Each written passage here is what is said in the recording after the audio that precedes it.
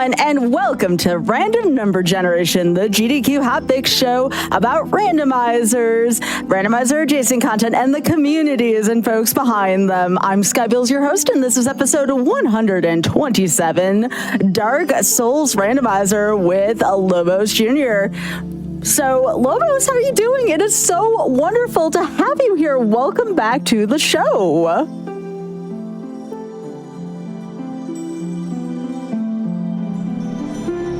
Oh, absolutely. I mean, we cannot have the Halloween season without some wonderful Dark Souls content here. And Lobos, you are no stranger to the Dark Souls series here. So we are going to be doing the all bosses base game here. And real quickly here, before we get underway here, a few announcements on behalf of Games Done Quick. If you're looking to get more involved with the GDQ community, join the official Games Done Quick Discord and add the Hotfix role to stay in the loop on upcoming events, chat with staff, and more. Use ! Discord in Twitch chat for an invite and more information. Hello? Hello. Yeah.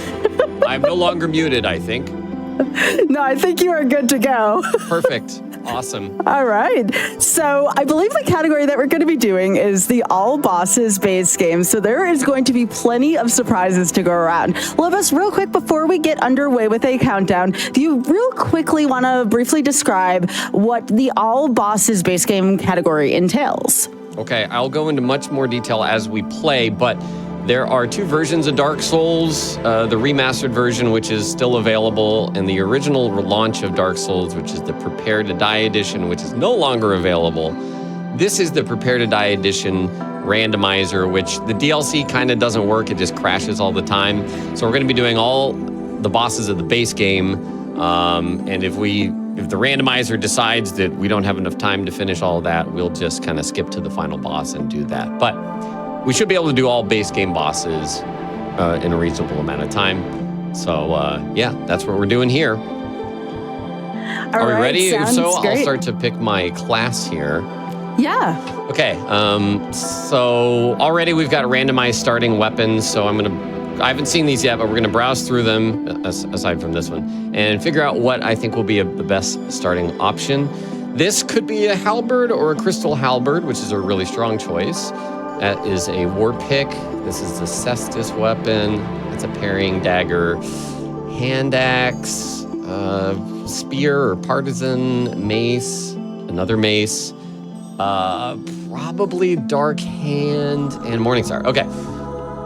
I don't really like any of these choices, but on the off chance that this is a crystal halberd, I'm going to go with that. And that might be... we're going to have plenty of time to talk about weapons and how this is all going to work. But I am ready to go, so if we are ready to start the clock, we can go in a 3, a 2, a 1, a go. Good luck and have fun. Thank you so much. Dark Souls, first of all, oh, well, I guess we don't have the weapon yet, but I'm going to want to figure out whether that is a regular halberd or a crystal halberd. I want to get out of the way first, kind of... the difference between the two randomizers, the two enemy randomizers for Dark Souls. There's a newer version by developer, the Fifth Mat, and that has some different logic applied to it. Essentially, it takes all of the bosses in the game and it will swap them around so that you only have one copy of every boss. It also scales the difficulty. So that the further into the game you get, the harder the game gets. And the beginning is easy no matter what boss you fight. This version is the Prepare to Die edition randomizer, made by Hot Pocket Remix a very long time ago. And the difference with that is, with this version, every enemy and boss is replaced individually. So there is not like one of each boss. There could be 10 of the same boss throughout the game, and we see the duplicate. You just never know with randomizer. Additionally, all of the enemies we're going to fight are their normal difficulty. So if I find the final boss early in the run, he's going to be final boss difficulty. So there's no scaling in that sense. I just checked out. We have, oh yeah, I forgot we have to save and quit here to move the boss back into his fog wall. There's some quirks with this, as you'll see as we go along. But this run does start with an option for an easier first boss, because otherwise you might be here with like a 20-minute fight as the first fight, and we don't want that. So unfortunately, this halberd is just a regular halberd, not a crystal halberd, so it's not going to do as much damage as I was hoping. So we're going to hope to find a good weapon out in the world. This is the Capra Demon. He does not have his dogs. That's one thing that the 5th Mat's newer randomizer does, is it kind of pieces together the fights as you would normally fight them in their arenas, which is a really cool thing. Just one of the differences. But we're going to talk about kind of what the goal is for the run, my priorities. First of all, we want to find a weapon that we know is going to be strong enough to carry us through the run, which there's a fair good amount of them that will carry us through. There's a lot of weapons and several different upgrade paths for weapons. The weapons that we're looking for are the simplest to upgrade, and they take the fewest amount of materials, basically, to upgrade. And they get strong really fast. In the base game, you find them kind of in specific spots. Maybe you get a lucky drop off of a boss or whatever. But this type of weapon that I'm holding now, if we wanted to upgrade it, we would have to get several key items in the game, and then find the proper upgrade materials for different tiers of upgrades to make it as strong as possible. The best weapon choices in the game, all you need is the upgrade materials. We don't need to go out of our way to get these key items. So we're going to be hitting spots that have a high density of item pickups so that we improve our odds of just getting as many checks for good weapons or for upgrades. Merchants are a very good option for that. And I have a few spots that I always stop by on my path through the game that we can check. So here's our first merchant, although they never really... Well, this is unusual. They usually only have like 3 items or so that they sell, and one of them is always a spellcasting device that's for 500,000 souls. Now, we do get some pretty free money, so that's a positive at least. Getting souls early is a very, very helpful thing, as you can imagine. Notched whip. Not good, not good. The other thing with the difference between the Prepare to Die edition and remastered versions of the game, there are different glitches. And Prepare to Die edition has a very simple way to duplicate items that have a yes or no prompt when they use, namely boss souls. Hello, Sif. Oh, there's Sif. You were asking about Sif earlier. Sky. Yay! Sif is immediately here, and I'm hoping, I don't want to be mean, but I hope that Sif will backflip off of this cliff. Oh, there he goes. Sorry. No! I'm sorry. But he was in my way. Sif's such a good boy, though. Sif is a very good boy. Before the show, Sky was asking me, oh, do you think we'll see Sif in this randomizer? And already we found one Sif. But you yeeted him off. Well, it could have been worse. Sif had to go. Oh, I'm sorry. The thing is, right. Sif would have yeeted themselves if we ran past anyway. So we sped up the process. Poor Sif. Yeah, you expedited it. Yes. But the path that we're running here is very traditional speedrun path to quickly get to Andre the Blacksmith, which it kind of circumvents a longer path you can take through the Undead Burg. and it just lets us immediately get to our blacksmith for upgrades, and also he sells a lot of items, so he's a really good check for whether we can find a weapon that we want to use there.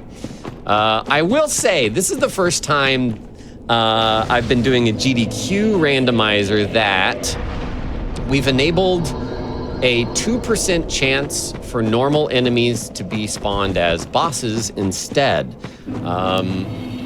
Sometimes I'll do casual randomizer runs and do maybe all of the enemies become bosses, which makes the game very unstable and also kind of terrible to play sometimes. You'll just get you'll have no chance to get past certain spots. And it becomes more of like a puzzle of how to get past this wall of bosses.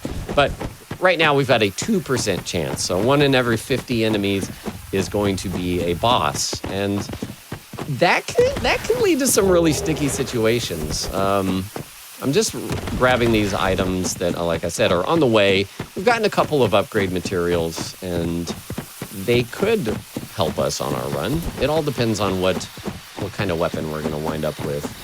Ooh, this boar. Okay. Oh. Let's see. Hello? This boar is, he's bored with me.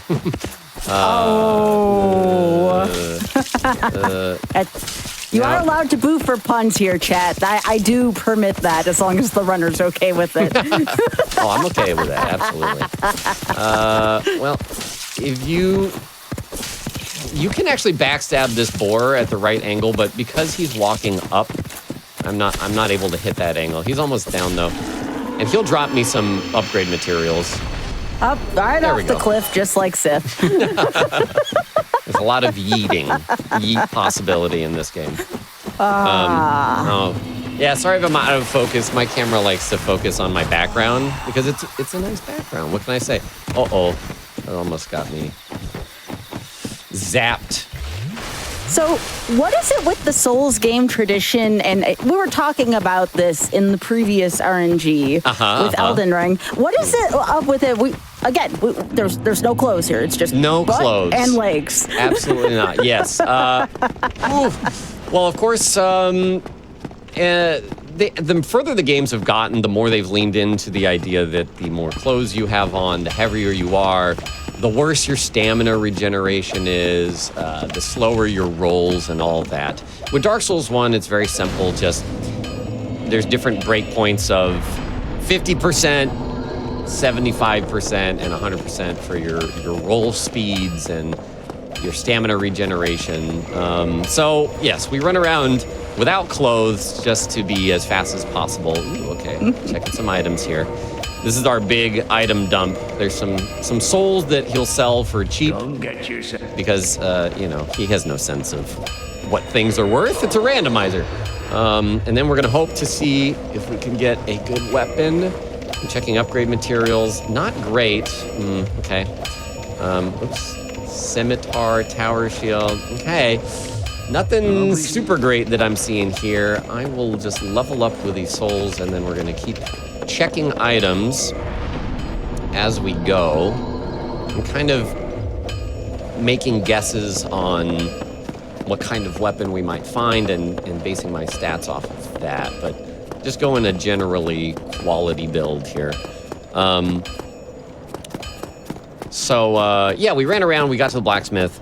Now we're gonna open some shortcuts back to the start. Oh, there's another boar. And again, pick up some items along the way. Oh, there's a boss somewhere that just fell off a cliff and gave me 36,000 souls. So that, Yo, oh my gosh. Let's go. Twice. It happened twice. And this is a lot of animals. That's a lot of animals. The seed of animals. And I've been fed money. I've got a silver spoon in my mouth for as much as you can for a red sausage man in the this post-apocalyptic world, basically. So we're gonna get real beefed up right at the beginning. I like that. I like that too. Yeah. This spot here has 4 chests we can open. Again, we're hoping for a good weapon. That's the main thing, and then support items beyond that. So kind of guide our experience. Okay, we're getting some armor options, some spells. There has been, I think, 3 times ever that I got items right out the gate that worked for a spell build. It's just, you kind of need the right spells. You need a lot of souls to make it work quickly anyways. And usually it's easier to go with a melee weapon and some big armor. Okay, so now, Chad, I would not tempt this run, by the way. Sorry, Lobos. Chad is trying to say that this is going to be an easy run. I don't know if they've ever seen my show before, Lobos. It's already, we're already unlucky so far based on, I would say, the normal occurrences during a randomizer. But that's okay. We're going to make it work. And I did get a lot of levels with those souls, and that's nice. But without a good weapon, we're kind of going to be hunting. So I'm just going to check another item here, and then we're going to go into the Undead Burg to look for, there's some more souls, to look for another vendor and hopefully get a weapon there. But again, with that 2% chance for bosses to spawn, they can just absolutely clog like a tunnel, block whatever we're trying to do. Checking items. Okay, the Great Scythe is, it's not a great upgrade path, but it does have bleed, which can be powerful for bosses. Ooh. Yeah. Check some items. This is a big shiny. That means good, right? Okay, it's armor. Okay, the halberd's doing okay for now. But again, if I come across some late game enemies or some DLC enemies, they're full strength, and I am very low strength right now. This big giant. Oh. There's a lot of big boys in here. They're not supposed to be here. Okay. Are they gonna move? I don't think they're gonna move. I mean, have you tried saying please? I don't know if they deserve that, but if they don't move after I get this guy down, I will ask politely. Please move, please. Oh, here we go. See? Well, that's not... This giant is just staring at me. It could be worse. He could be hitting me like that guy is. Excuse me. Oh, here we go. Here we go. Through the legs. Oh, see? Polite. There we go. You said excuse me. All right. There you go. I'll try to be more polite, okay? That's, yeah. It works. So I noticed you're not taking out the scythe. So you'd rather stick with what you have right now, Lobos? Yeah, I think I might not even have the well, I probably do have the stats now with all those other souls that I spent. Oh gosh, there's a DLC enemy. Oof. Okay, good. Yeah, I'm not the biggest fan of the scythe. What really matters for a weapon is like whether you are familiar or comfortable with the move set. Checking weapons. Okay, no weapon I want to use there. I'll take a heater shield. That's a good shield. How about regular items? I like how Chad's playing along with me in the politeness. Thank you. I knew I could rely upon you all to play with this bit. Of course. Yeah, chat's always saying just, why don't you just ask them kindly or this, you know? They know it won't work, or will they? I want them to get into it with me, you know? They're having a good time, you know? No, absolutely. Let's see. I'm gonna... Okay, I'm not gonna stay here. I will leave, and I will choose death. Whee! And we're gonna go down to another area, which is our normal crit path. Again, we're gonna try to do all bosses base game, so we'll eventually come back to that area. But for now, I'm gonna try and do my normal progression path, and see if we can get some items along the way. Maybe the Great Scythe will help us bleed any enemies along the way. So you death warped there? Essentially, that's what it looked like to me, at least. Yeah, I just jumped off a cliff so I could respawn back at the starting bonfire. Yeah, that's what I figured. Yes, there's lots of death warping in Dark Souls, whether you intend for it or not.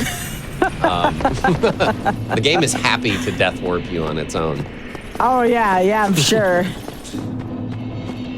So at this point, usually I would come down here to Blight Town and I would kill Quelag, who guards one of 2 bells you need to ring in order to progress through the game. The randomizer, especially this Prepare to Die edition randomizer, because some of the bosses are just really either healthy or just tough early on, it can cause you to want to maybe do some skips, some more interesting skips to try and reach different parts of the game at different areas. And so we're going to see if this is one of those situations. Because normally you have to ring these 2 bells, and that unlocks the way forward. But there is a fun out of bounds, not out of bounds, but it's kind of like this glitch where you deload things and you're able to run past a door that's supposed to be there but isn't loaded. And we did that, I think, on the very first GDQ Hotfix Dark Souls run that I did. Yeah. So we'll see if we end up doing that again. But I really like how open Dark Souls 1 is. Yeah, I think, especially with glitches, you can hit something like one of 13 bosses just out of the gate. So there's a lot of variety to it. Not necessarily for absolute speed, but just for variety. And I like that a lot about Dark Souls 1.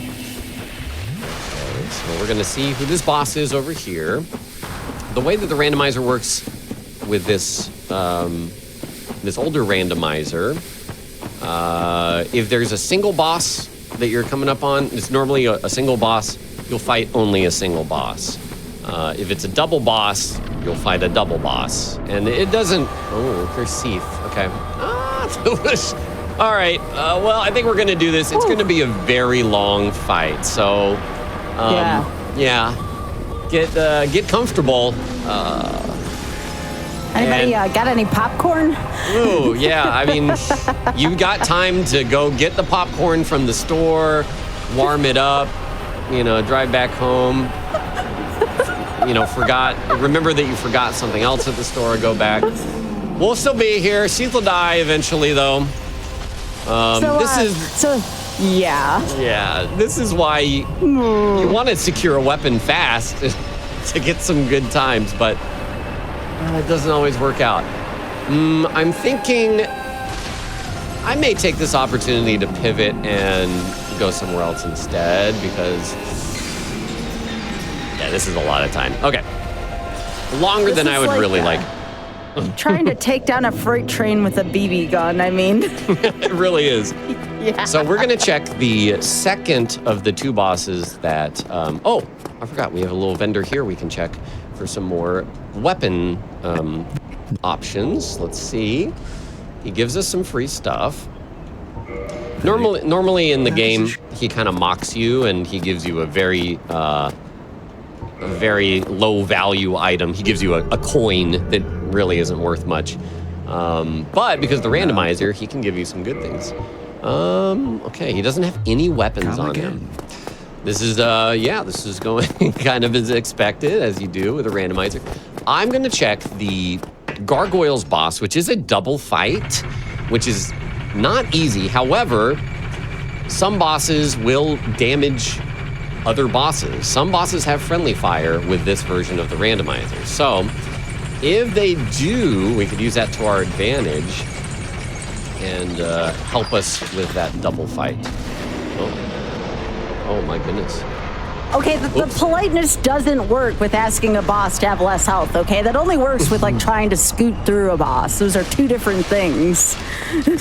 Oh, well, I mean, so these 2 bosses that died before and gave me a ton of souls died again. So if we really wanted to, we could farm these free souls and just get really beefed up here, which, I might end up doing. Are you kidding me? Yeah, sometimes bosses will spawn in places they don't really work, and they'll just fall out of the world and die. And that's kind of happening here. Let's see, however, what this boss fight is going to be. Okay, so that's the Gaping Dragon, who is going to be our second boss. Who's our first boss? Oh, it's Quelag. Gosh. It's who I do not. I don't like spiders. I might be.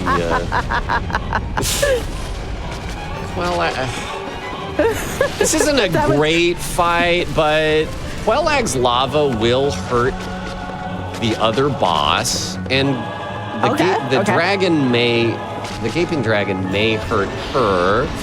So we're just gonna have to see. It's gonna take a while before I can damage her enough to get the second boss to spawn, but this is probably still faster than if we were down there fighting Seath. Also, let me use the great scythe here, I think. Because I think she does bleed. Actually, no, I don't think she does. Knowing which bosses are weak to this and that is a big part of kind of wagering how long it's going to take to get past a certain fight. Oops. Someone else in chat just said, but she's a hot spider. Boo for the pun. Boo. Oh my goodness. So you already don't have a lot of room to move here, Lobos, and and she's filling up the arena. Yeah, here goes more. She loves just spewing lava everywhere. Mm-hmm. And at this point, like, if this doesn't work out, there are still plenty of other places we can run around and go check for one-off items. And we're just gonna have to hope for the best. But this is a randomizer in a nutshell. It's sometimes you don't get the best scenario. Earlier today, I was doing some D-Rust runs, and they went pretty well, which, as you can expect, and definitely is the case. It definitely just took the RNG away from this run. Yeah, someone from your community, which I have come to realize it's called the Wolf Pack, according to chat over here, had said if everything had run smoothly, it wouldn't be as interesting. You know, that is the point of my show, too, right? Exactly. Like, I don't want to see runs go smoothly all the time. Oh, okay, this is fine.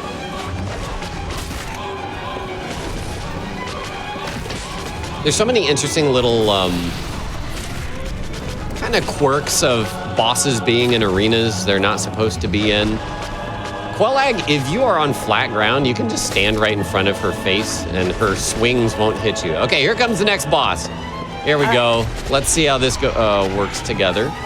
I'm gonna try and keep Quellag in her spot. And then let's bring the other guy in here. Is he gonna trample? Oh, he's trampling. Okay. But now now I'm completely walled off from either of the bosses. This is not ideal. It's very unideal, but, well, we can, what is, I can't see very well. Okay, Gaping Dragon has fallen. Wait, it's working out very well. Gaping Dragon has now, it was so good. No. Oh, she pushed me into the lava. Okay. Maybe just a little bit of manners there would have been just a little bit further, you know? I get it, manners. Just kidding. All right, I'm gonna check a few items in this graveyard over here, just on the off chance that they're gonna give us something we like. I'll remember that. Be nicer next time. I'll be nicer next time. You didn't get to keep the souls you accumulated, I noticed. The ones where they fell off the roof. Correct. I'm not super worried about it because I can just go up the elevator and get the exact same number of souls again. Those bosses are respawning, and every time I reset and go back, it'll give me 72,000 souls again. So if I really want to, I could just farm those and get, like I said, very strong. But one of pretty much the strongest thing in that you have working for you is your weapon. Even if you have a bunch of stats, if your weapon is unupgraded, like, it's not going to be very good. So I'm hoping to just keep checking some spots and looking for some weapons. All right, none here. I'm going to death warp again. Okay. So again, for folks watching where this might be if you are watching this on YouTube, by the way, hello. Be sure to follow Lobos on Twitch. It's twitch.tv/LobosJr, LOBOSJR. And also, catch up on past Hotfix shows, special events, and GDQ marathons over on youtube.com/gamesdonequick. If you're watching this on YouTube, don't forget to like the video, subscribe, and turn on notifications to stay up to date with GDQ. Lobos, do you have a GDQ as well? Or sorry, a YouTube. Oh, I do have a YouTube, brain. yeah. It's What is Lobos, your YouTube at? Lobos Junior Gaming, and I do dual stream over there, so it's pretty much cool. live streams and VODs. But I've got a subset of people who just like to watch on YouTube, so I Very stick to nice, that very over there. nice. Yeah. Okay. So what is it like managing two chats? Because that's something I've considered dabbling in myself, but I'm always like, how do you manage two chats, right? There are tools that allow you to combine the chats. I actually also stream to TikTok at the same time, so that's 3 chats at once. 3 chats? And yeah, Wow. it can be overwhelming sometimes, but I just do my best, and if I miss messages, I try to catch up with those, and chat understands, hopefully, that there's usually a lot going on in the games, and it's easy to miss messages. I do wish I could track them more closely, but it's kind of the balance of, am I going to let the gameplay suffer to stay on top of chat, or, how's that going to work out? Oh, yeah. So it's youtube.com/Lobos Junior Gaming. All Yes. one word? Yep, Lobos Okay, Junior I'm going to Gaming. put that up in chat for folks, too, just so thank folks you. can follow you there. Diversifying platforms has been very important for us streamers lately, so I want to make sure that gets attention as well. Yeah, for sure. So I am going back. Oh, no. Okay. In this game, if you save and quit, the game will put you on... Well, of course, this has to happen when I'm explaining it, but the game will put you on the last ground that is safe to stand on. Of course, sometimes the game will put you on a position right on the edge that as you load in, you're just going to fall to your death. So that's what happened there. I saved myself by saving and quitting so I didn't fall all the way down. But then upon loading, it decided, you know what, you're going to fall anyways. So, classic. I'm going to need to get this. Oh my goodness. That is rude. That is so rude. You know what? And it's because I'm not asking nicely. I'm going to move... I don't know if asking nicely on that particular one, I'm going to be honest, Lobos. I don't know if being nice on that particular structure is going to help. But we have to try it. I have to try it, okay? Because I don't usually ask nicely. Often the opposite. I will ask very frustratedly. Stuff that you can't say on GDQ. No, it's... I get it. No, I get it. I've been through every iteration of, admittedly, this compared to every enemy being a boss is very lax. So I've experienced plenty of frustrating situations that I just have to stroll through to get to whatever I'm trying to do. So we're making our way back here again, and hopefully we can continue on and start to find some more items. There's also a boss that is on a bridge with a gap on the edge, so we can hope to just push them off the ledge and get credit there. Oof. There is also a small chance that enemies can drop upgrade materials or a weapon that we're looking for.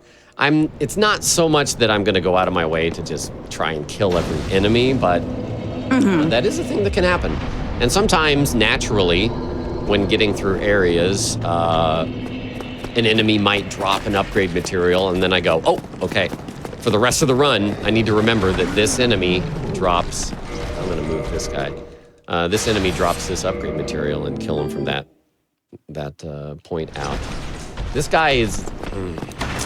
These entryways are getting very clogged. Yeah. Excuse me? So I have to take my time here because there's no way to speed past this wall of an NPC that's absolutely blocking my way. Oh, come on. And your ability to stay calm during this, Lobos, by the way, and I noticed this during the fight on the roof as well, is wild. Like, I wish I could stay this calm when I'm in traffic in a game somewhere, you know? This is good. Wanted to see what that enemy dropped. But yeah, like I said, I've just spent the last decade doing all sorts of challenge runs, so I've seen things of all sorts of difficulty, and this is just par for the course, really. Oop, dog. Little fire dog. Excuse me. Okay. The dogs in From Software games are some of the most deadly because they are very fast. They are often fast enough to catch up with you, and they do not respect your desire to stay alive. Hello. This is yeah. So you can see how not having a very strong weapon just compounds the amount of time it takes to do exploration or boss fights or that sort of thing. Okay, all right. Twinkling Titanite. That is actually a good pickup, but we need a weapon to go along with that. So there's an item to loot here. Okay, that is an acceptable weapon. The Titanite catch pole. This is it's a special weapon that does have what's a rat. Has 2 damage types on it and is fairly strong, and I like the move set. So we're gonna use this. This is nightmare fuel. That is. I'm sorry. Really that is. No, I mean it's fine. It's just that is the scariest rat I've ever seen in my life. Yeah. Thanks. Thank you, Hidetaka Miyazaki, director of Dark Souls. Okay, all right. This is getting better. All right, Crystal Master the Child. Okay, that's some good loot. Okay. So now I'm working my way to a boss up here. And we're going to see what we got. Because even if I still didn't have a good weapon, again, I can make this boss up here probably fall off. It really depends on what the boss is.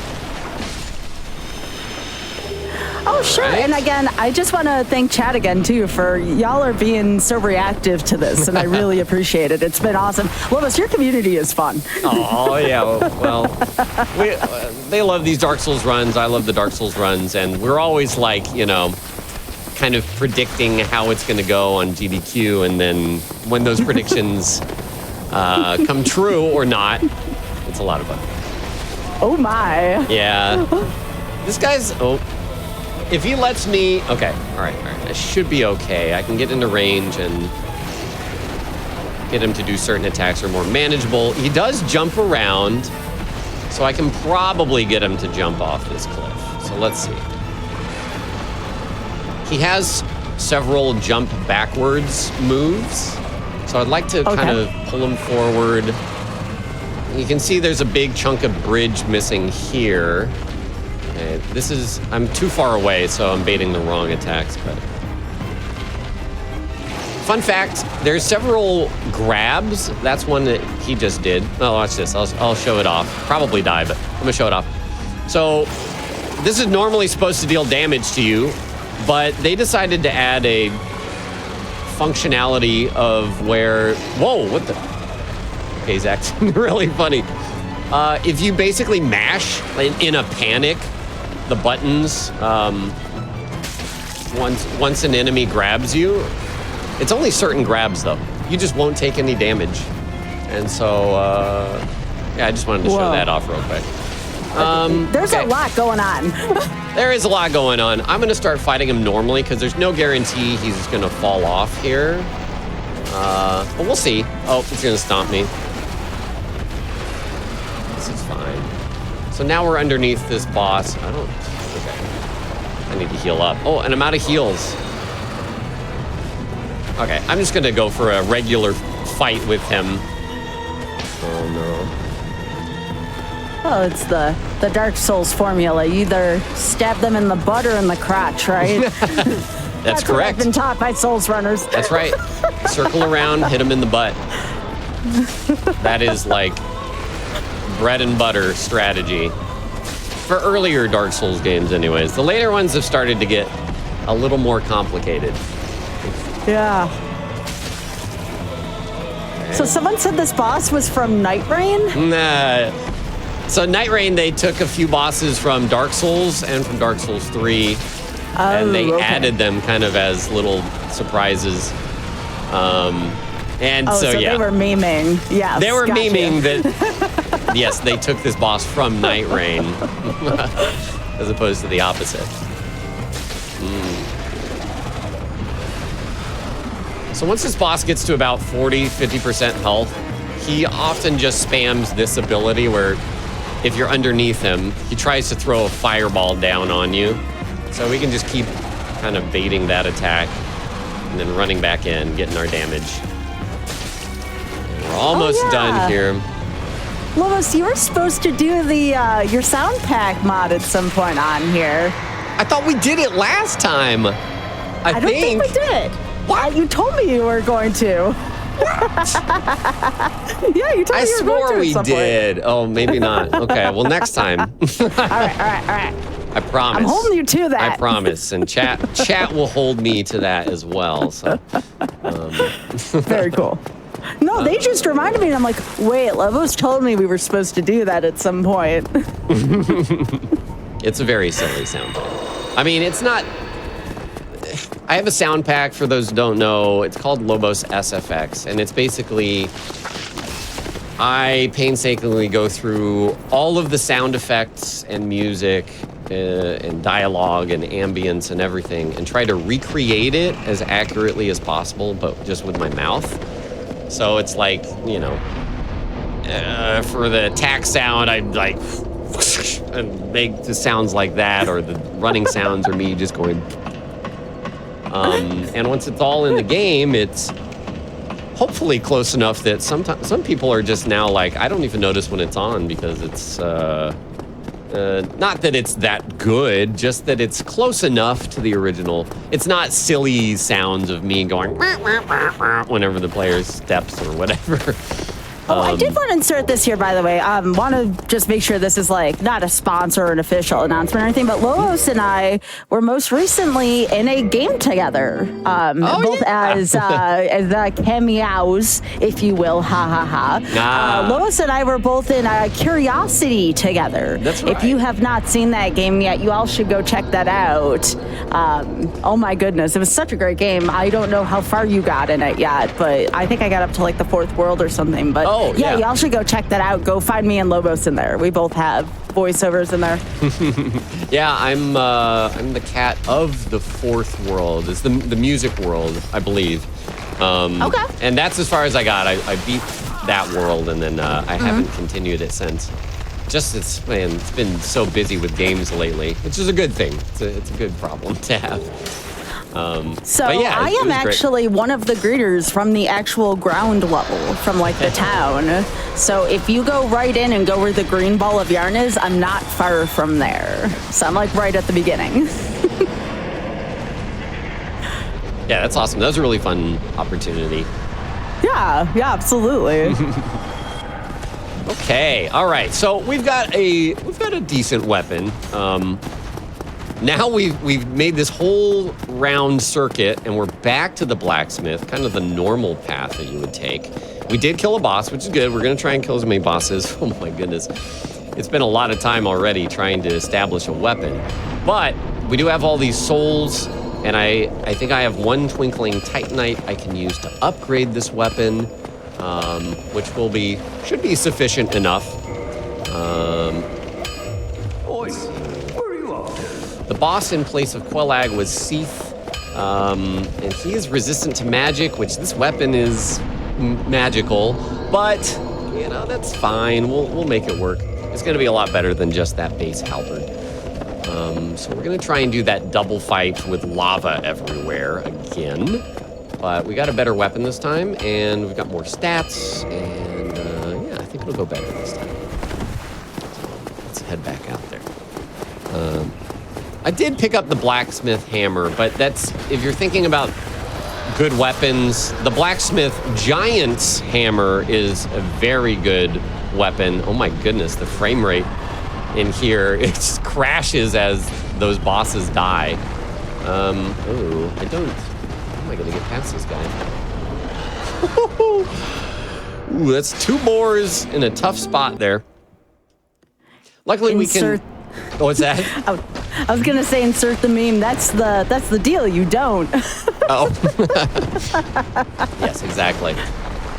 Luckily we can save and quit to kind of reset enemy positions, and that allows us to deal with some tougher situations like that. I actually have to draw this guy all the way out because he is a DLC enemy that is just very healthy, and he deals a lot of damage too.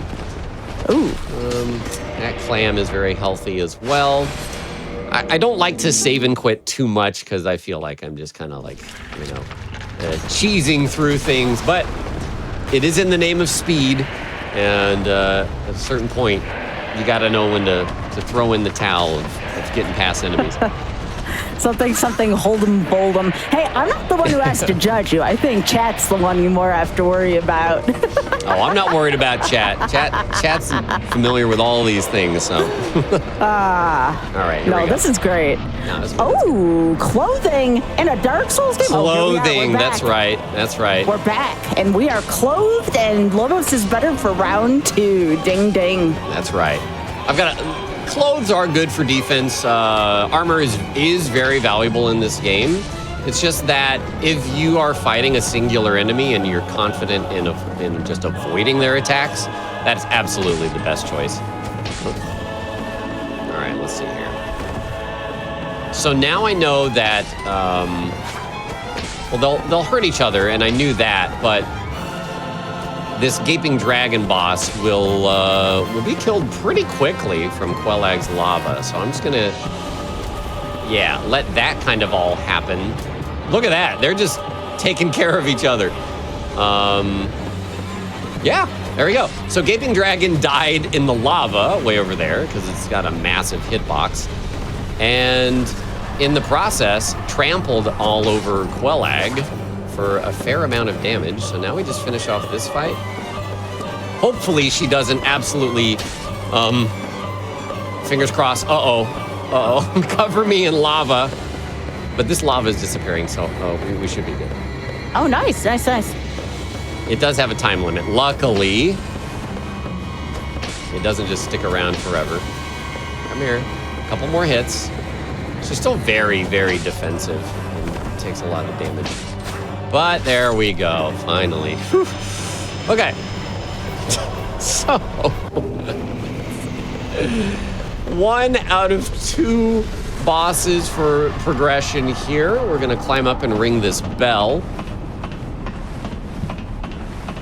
And then we go back down to Blighttown to Seath, the Scaleless, as our second boss. And then everything's gonna get so much easier, right, chat? So much easier.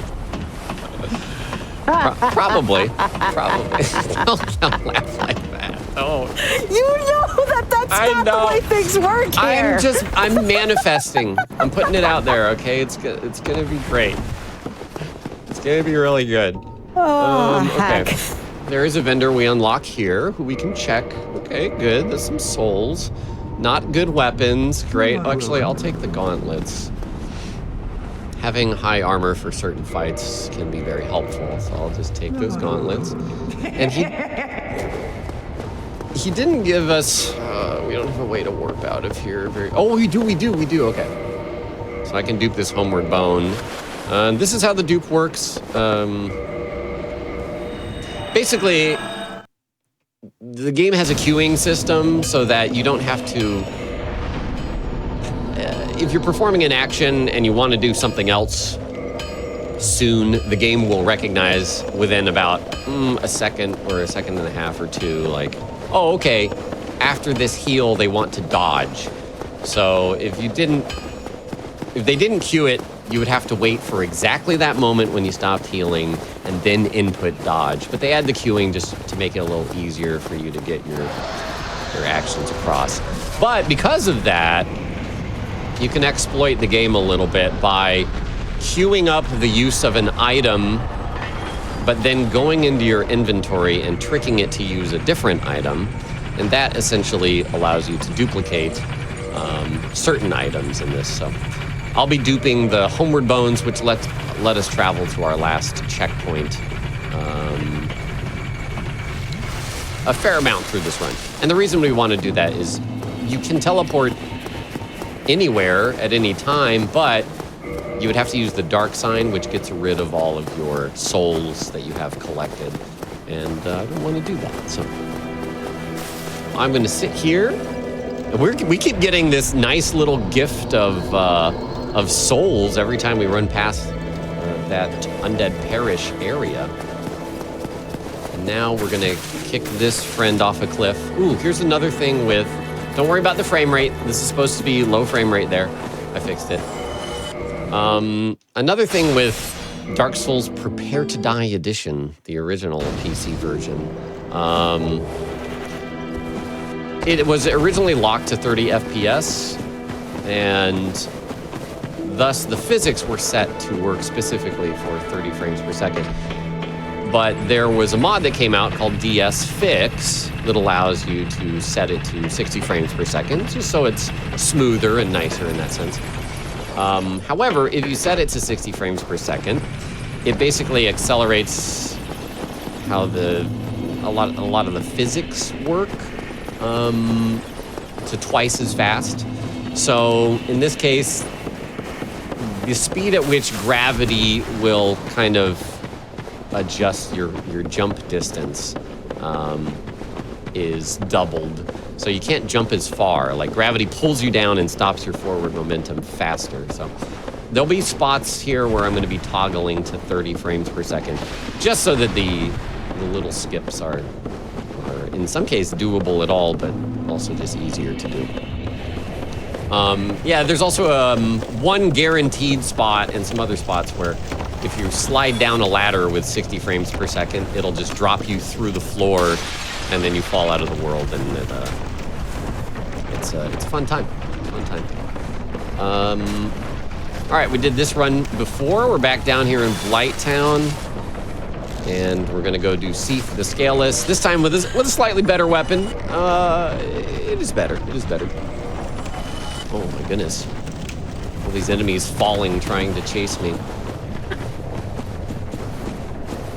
All right. Yeah, I just wouldn't want that thing on a falling wheel with me. The rat. Oh my. Yeah. Yeah. The poor rats in this game, they got it rough.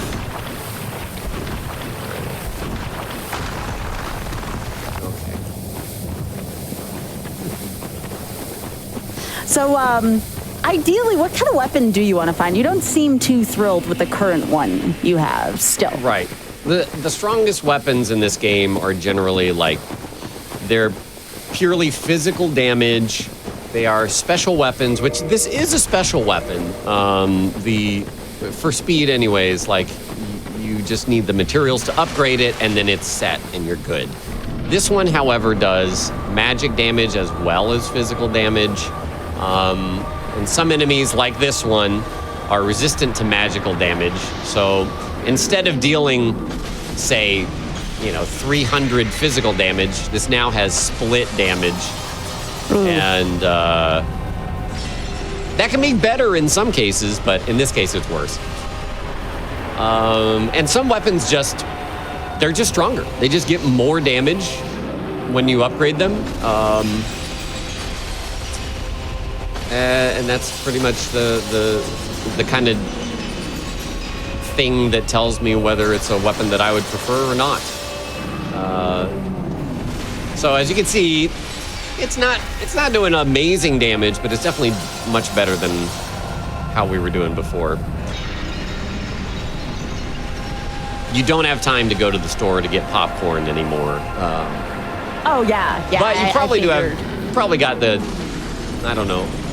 I haven't made popcorn in a long time. How long does it take? 2 minutes? Thereabouts. Depends on your microwave and such, yeah.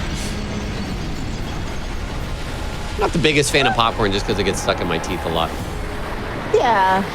I like it, though. Yeah, I mean, no. But I get you. Sometimes it's worth it, you know, the extra hassle. I like kettle corn.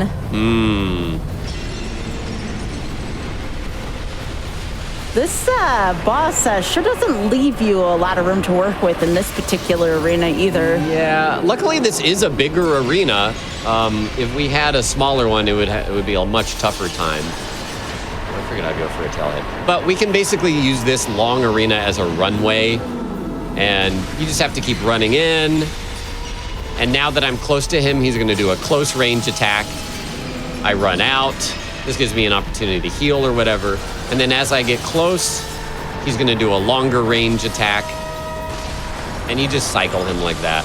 Although, I'm going to play it safe because he took a long time to decide what to do there. And sometimes he'll do a close range when you're close. Here we go. So that's like, he's going to punch at long range. I can get my attacks in. Stay close. He'll do a close range attack. But yeah, this AoE is kind of a pain. The one thing with the crystals that he shoots out here is they will build up a status effect called Curse, which will not only insta-kill you, it will also set your health to 50% of maximum until you cleanse it. And in a randomizer, there's only one set way of cleansing that, and it's not the easiest to get to. So getting cursed is very bad if you don't have the means to cleanse it. Someone had asked, is it possible to spawn this boss in an arena where you can't dodge him properly? So the randomizer has settings, such as spawn enemies only in rooms where they fit. I don't remember if I use that setting. I think I do, because otherwise you can have some nasty situations. But you can definitely get big bosses in small arenas, and that completely changes the vibe of the fight. All right, we're almost done here. One more little run in, and we should finish up. Yay! Oh, I assure y'all that Lobos has been very funny during this run so far. I think Lobos was just trying to make sure that there was no death there, because that's a not short fight either necessarily. Not enough to go to the store, but you know, you don't want to resume that one either. Yeah, I'm not nervous. I just have a different mode when it's like GDQ, because I like to make sure that I'm explaining everything that's going on so that people who aren't familiar with the game or the runs are, you know, kind of understanding what's going on. Oh, yeah. I think I'm not gonna sit at this bonfire down here. This next boss is also part of the main progression, and it is randomized. However, there are a bunch of cliffs that we can use, and gravity is a great boon as much as it is a fiend. That is to say that I will die a lot to gravity in these runs, but also the bosses sometimes die to gravity. And that can be very helpful, and time save as well. So let's see who Ceaseless Discharge has replaced. Or been replaced with, rather. Mm-hmm. There's also a fun little Easter egg with this boss normally. It's normally this hulking mass of embered flesh that is it's got huge arms and slams you. But if you aggro the boss and then run all the way back to the start of the area, it actually won't be able to reach you, so it jumps at you, and then you can just hit it a few times and it falls to its death. Just kind of an Easter egg they put in the game. All right, so this is Calamite, probably the second most, if not the most durable boss in the game. However, he does have yes. Yes? He has two abilities that allow him to jump back, and that's good for us because that's a quick kill. Good job. Good job. Very fast, very efficient, very fast. Wow. Yeah. That was great. And we got some holy trousers out of that too. All right. Holy pants. The pants. It's always the pants with the GDQ runs here. All right, Always. So we have about a few minutes before we probably want to take a break. Do you want to take it now or do you want to take it after the next boss? Sure, let's take our break now. This is a good stop one. Yeah. Okay. So we are going to pause the timer here. I'm going to read a couple things on behalf of Games Done Quick. Wanted to remind you all about Black in a Flash. Black in a Flash is a community that uplifts and connects Black speedrunners of all levels, hosting special events throughout the year to raise money for charity and celebrate Black voices in the Welcome back to Random Number Generation. I'm joined here by Lobos Jr., and this is Dark Souls Randomizer and all bosses. So, Lobos, are you ready to resume? I'm ready to resume. Let's go. All right, let's do it on your count. Yeah, sure. Let's go in 3, 2, 1, go. All right. All right, so we got a sufficient weapon, and we got through kind of the first bottleneck of the game, which is opening up the progression to the next, kind of the middle section of the game. The randomizer can, in many ways, make it a lot tougher to do that with a double boss fight as a requirement. It can be very rude, but we made it through, and of course we took a while to find a weapon, so that added a lot of time, but we do keep... As we run through here, I think there's 2 Calamite bosses somewhere falling to their deaths and granting us 72,000 souls every time. So I'm not trying to farm that, but it happens. So you use what you can in these runs. So we're going to head into the next section of the game, Sin's Fortress, which is usually pretty much the same kind of run as the base game, which is full of traps and pendulums, swinging pendulums. And your first time through here is just a nightmare of figuring out how to bypass each section. But it's pretty consistent to run through once you get used to it. This is a very, very deadly DLC enemy. I'm still going to be picking up items along the way because, of course, I would prefer a better weapon. And there's going to be a merchant at the top of this place. Hi, Quellag. Oh. Are you going to cover this? Well, I cannot get past that. So I'm going to save and quit. Again, this is the first time I'm doing a GDQ run that has a 2% chance for bosses to replace regular enemies. Oh my goodness. Can I go? I don't think I can go under this. And she doesn't die when she jumps down, so I need to I kind of need to farm her RNG to be a bit better, so that maybe if I bait her this way. Oh, there she goes. She got knocked off by a pendulum. Okay, cool. Otherwise, I would have had to just sit there and wait for the lava to disappear. Just randomizer things. So yeah, these pendulums, if they hit you, you can imagine, they'll knock you off. And there's some spots that you have to either find gaps between the pendulums, like there's a gap right here, or you can just sprint through if you're fast enough. But might as well not risk it in certain cases.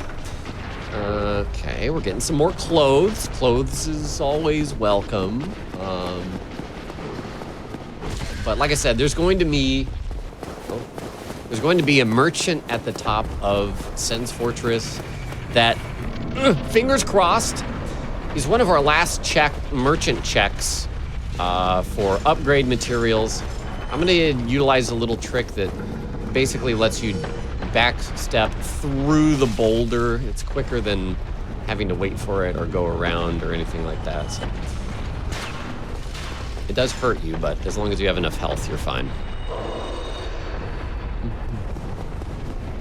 Okay.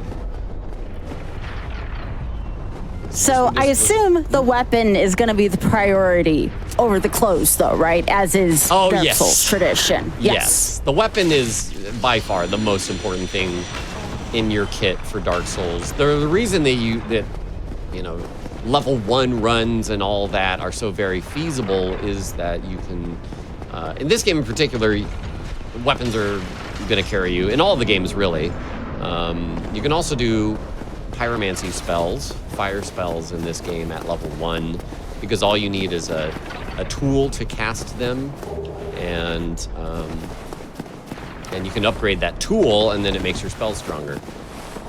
So even without leveling, you can become very strong. So it really is all about the weapon. I grabbed a safety checkpoint just in case, and we're going to go up. We're almost to that vendor to see what he offers. There's also items in this area. I'm not going to go too in-depth loot-wise.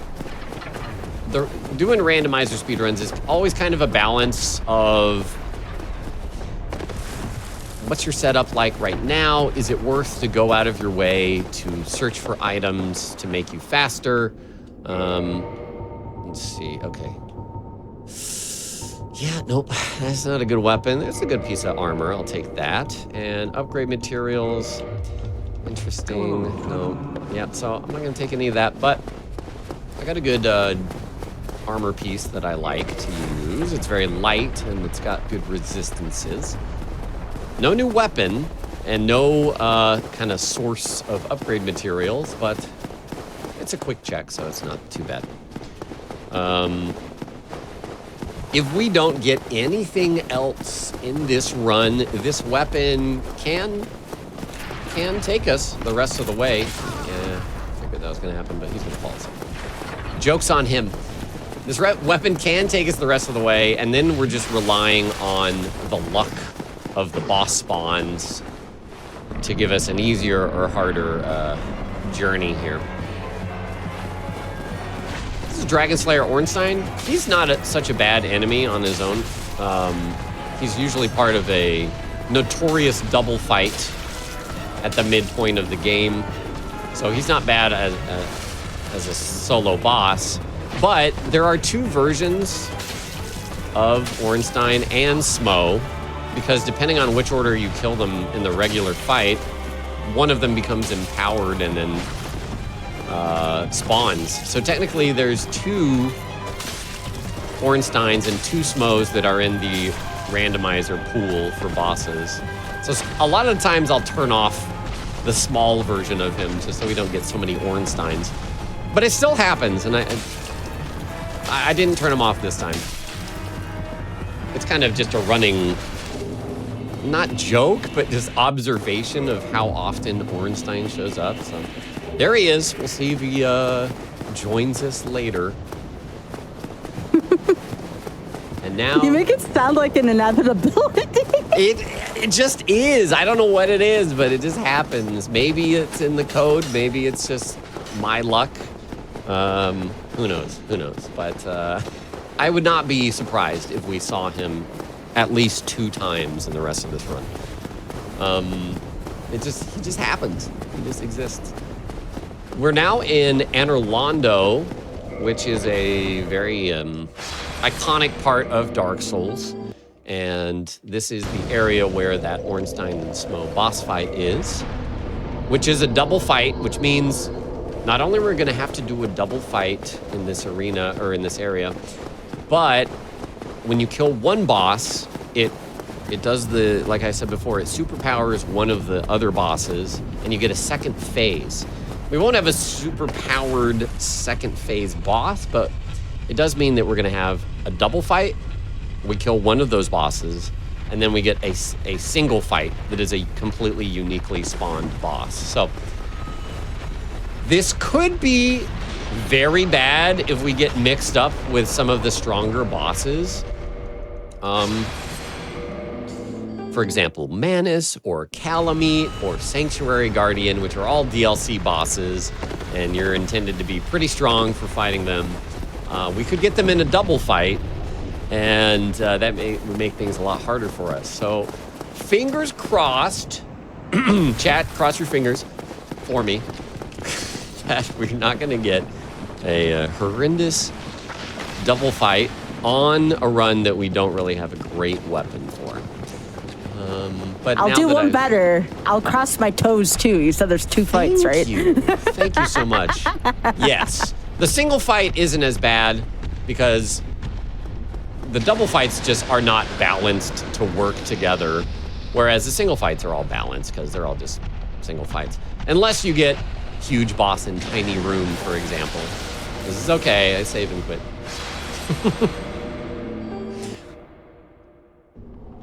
All right, nice. Another notorious, iconic part of this run is the rafters here. I cannot state enough how much fun I'm having with this again. Lobos, you have some really great reactions to some of the stuff we witnessed, but you do it in such a calm way. And I don't know how you do it. Like, I feel like I would be deathly afraid of so many of the different scenarios, and you're just like, yeah, we're here, we're doing this, you know?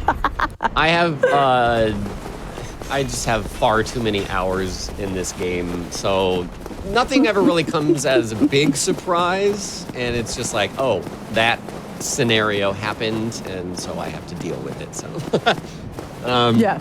But it's fun. I still, the randomizer, and even just the base game itself, it has some, I don't know, certain feel, some ambience, some nostalgic experience about it that just, it keeps pulling me back. And Dark Souls 1 specifically is like my home. It's like my comfort zone. And so no matter what, even if things are absolutely not going my way and I'm surrounded by massive bosses and I have terrible luck, it's still Dark Souls. And I still get to enjoy Dark Souls in all sorts of ways. Someone said we need to get a randomizer. You get a random game randomized. That exists. It's called a shuffler. I've done a speed run that way before. Oh, where I've done a shuffler too. Yeah. Have you done it for Souls games? Have you done it for like all the Souls likes? So get this, I did 3 different Dark Souls 1s that are all randomized differently, and also had other mods applied to them on top of that. So it was shuffling between different instances of Dark Souls 1. And I'd have to really quickly, when it's shuffled, I'd be like, okay, what key items do I have? What's our goal? Like, because we're in different parts of the game, and it's just, it was surely a test of keeping track of what's happening between all the runs. But it was great. I loved it, honestly. It just felt like more randomizer. Oh, what's this? Oh, it's a board. Yeah, Lobos is awesome. I actually met Lobos through Kaizo Coliseum, for folks who don't know that. That's Grand Pooh Bear's event. And a lot of it was Mario runners meets Dark Souls runners. We were actually, we had a few bits about that. And it is funny how much, they don't seem similar, but when you play them at like a high/Kaizo level, you start to see like some of the same attributes between runners, right? Like you have to have patience. You have to have fortitude to some kind of level. You have to have like that kind of can do and like I got this no matter what. You see the funky challenge runs and the shuffler runs and all that. So yeah, there are a lot of similarities between that for sure. Yeah, I started doing Dark Souls challenge runs, my goodness, probably 12 years ago now, which sounds ridiculous, but is probably accurate. And I just loved how open the game is, and like once you really have a database of knowledge in your brain about what's possible, you can just connect like these circumstances. Like, oh, I don't have, maybe I rely on a shield usually, so now I'm using a two-handed weapon. But now maybe I want a two-handed weapon that's got better block value so I can still use it to block, or this and that. Like, there's just so many little things that can guide how your run is going to play out. And I just love it so much. And these randomizers just take that to a whole nother level as well. Okay, hey, for what it's worth, Lobos, Aggie, Chris, Parky, Bloody Faster, those are some of the most patient runners I know, okay? You have to have patience for these sorts of games. Not even for speed running or challenge running them, but just for playing them too. Like, you can get through them if you're an impatient person, but if you want to keep playing it and build on those playthroughs, you got to build some patience. All right, here we go. Let's see what this boss is. It's going to be a double fight. Hopefully one of them is easy enough. Okay, these are both very slow bosses, which is kind that's of good, funny. right? That is crossbreed Priscilla, and we have Nito, who actually... Okay, so Priscilla turns invisible, though. So I think our best bet is to take care of Priscilla. I'm going to bait Nito here. But Priscilla will pretty much always walk towards you in a straight line, so I can kind of guess that she's probably right around here. Normally, her arena has snow. Wait, what? Oh, what? Did Nito do that? I'm confused. I don't know what happened there. Somebody did something here. He revealed her for a second. Well, anyways, normally it's pretty cool because Priscilla's arena has snow in it, and you can see her footprints, and so you can track her when she's invisible. But in this arena, there's no footprints. I can see her knocking around this geometry, though. If I hit her, I see that. Yeah. If I hit her enough, there we go. She'll get staggered, nice. and then she becomes... Oh, she's going invisible again. Hold on. Uh-oh. Okay, she's But the here, other boss though. can hit her, though, right? Like, that's how these twin bosses work? It depends. It depends on the boss. I think Nito can hit her, and I think what happened is when Nito did this scream attack, it actually knocked her tail off, which is here now. Because you can cut tails in this fight. And I think that stunned her. Okay, so she's around here. Let's see here. Okay, I hit her once. It was very bad luck. Oh, there we go. There we go. Nito knocked her out of invisibility. Oh, gosh. Nice. She actually does a lot of damage if she builds up bleed status. And bleed status will do a huge chunk of your health. But she's almost down, so I'm just going to keep focusing her. Because of the randomizer, there's an ability that Nito is using that actually doesn't work properly. Uh-oh. Yeah, you need to be a little bit careful. She should be like here. Oh, there we go. There we go.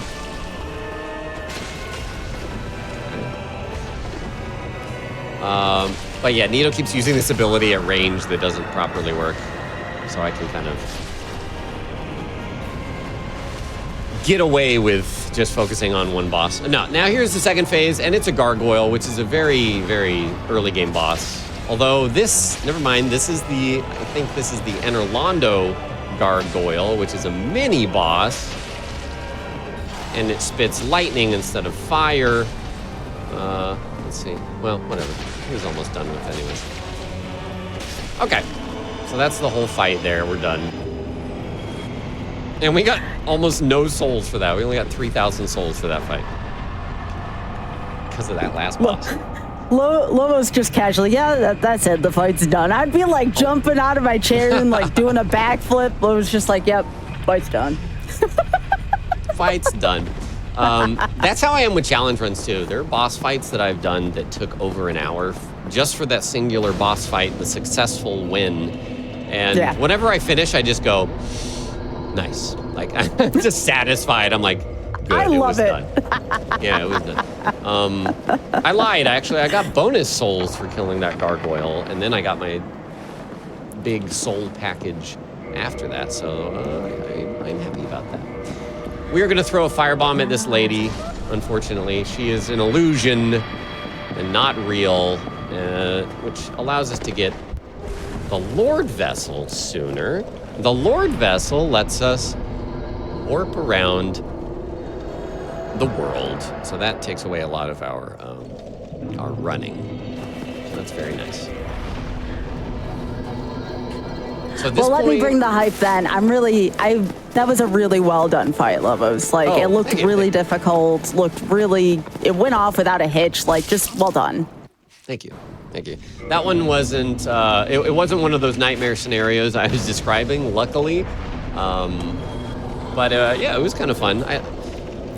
I'm sure, like, I'm not sure if I've had that combination before. It's so cool how many options there are for the fights, especially with this randomizer that can you can have two of the same boss. Like you could have two Priscillas or two Manus, who's the absolute healthiest boss of the game, and a rude dude.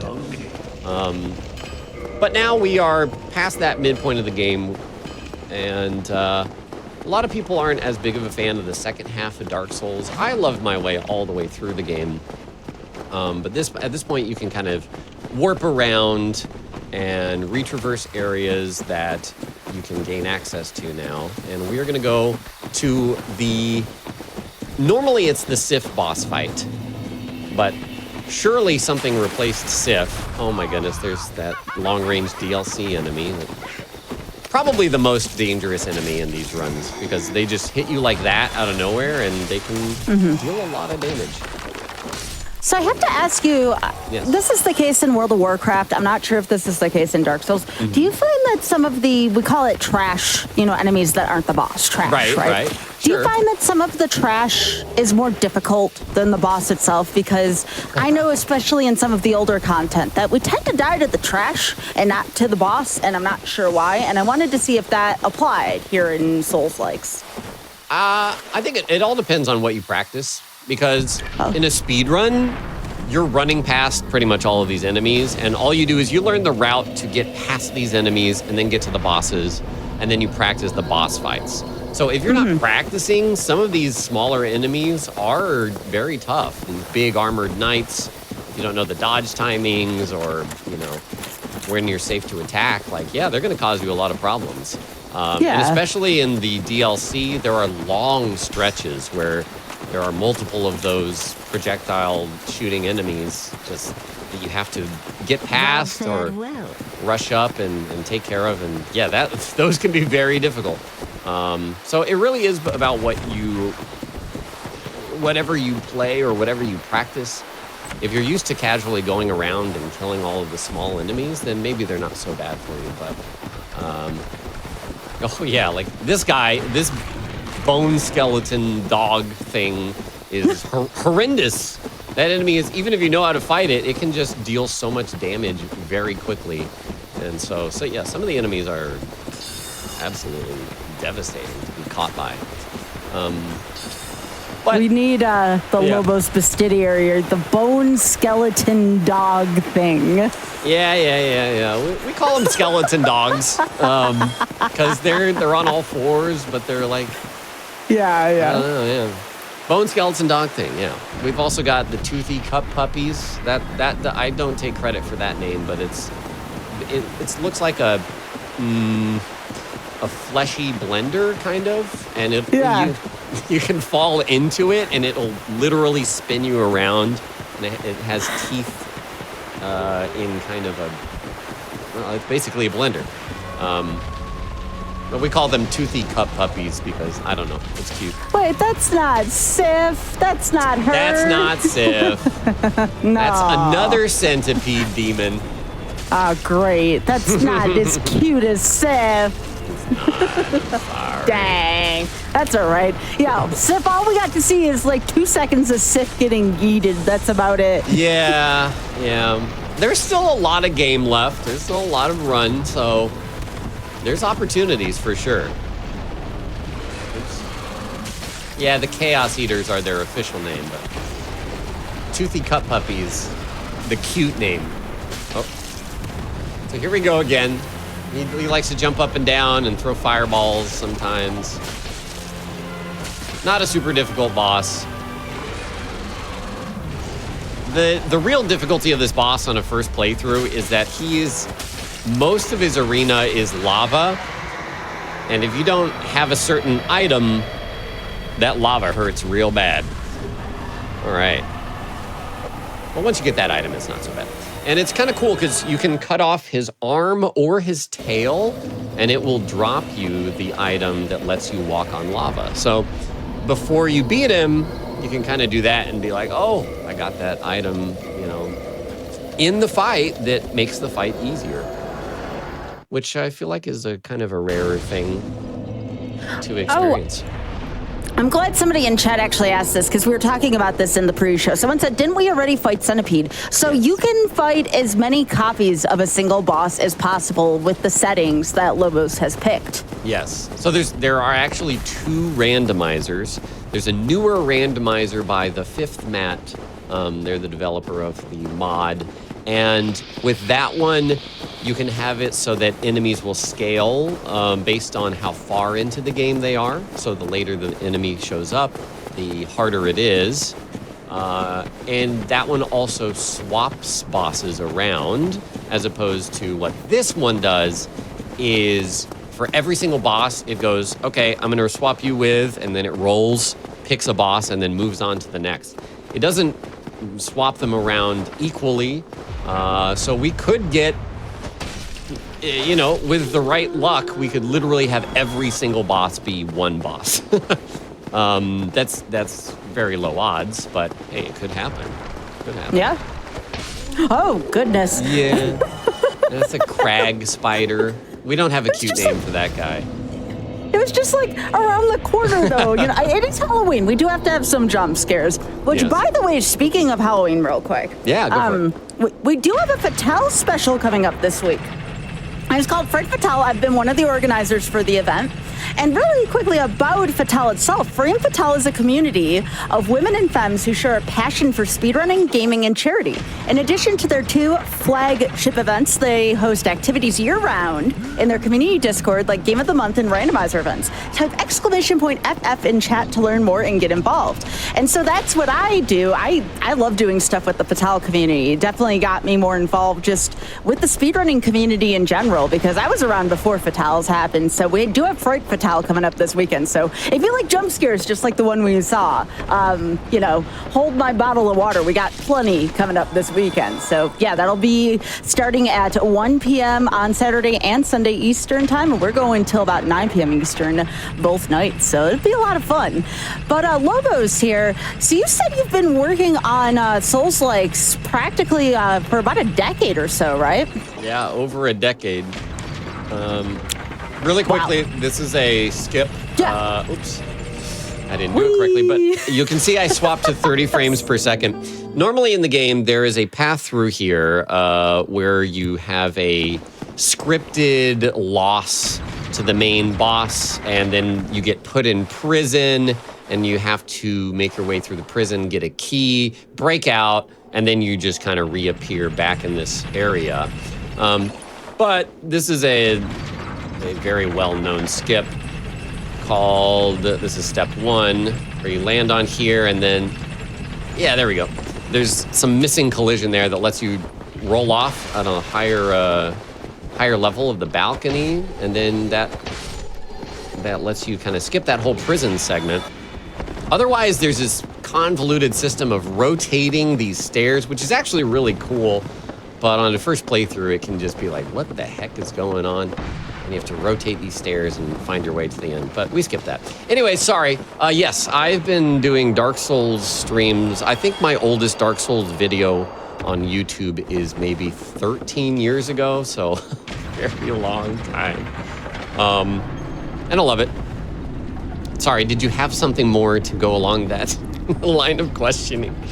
Oh, no, it was just... Oh, okay. You were talking about how often you have been playing Dark Souls, and I have to assume it was when Dark Souls 1 came out, right? Because I know you've been streaming for a very long time, right? I know I started in 2013, and I'm pretty sure you were streaming before I started, weren't you? I was streaming on Justin TV before Twitch was a thing. I don't know what year that was, but I didn't really buckle down and start streaming a lot more until Twitch, and yeah, I started off just doing I think the first reason that I streamed at all was a good friend of mine. I had a bunch of gamey, nerdy friends, and I had mentioned I'm going to be doing my first playthrough of Chrono Trigger.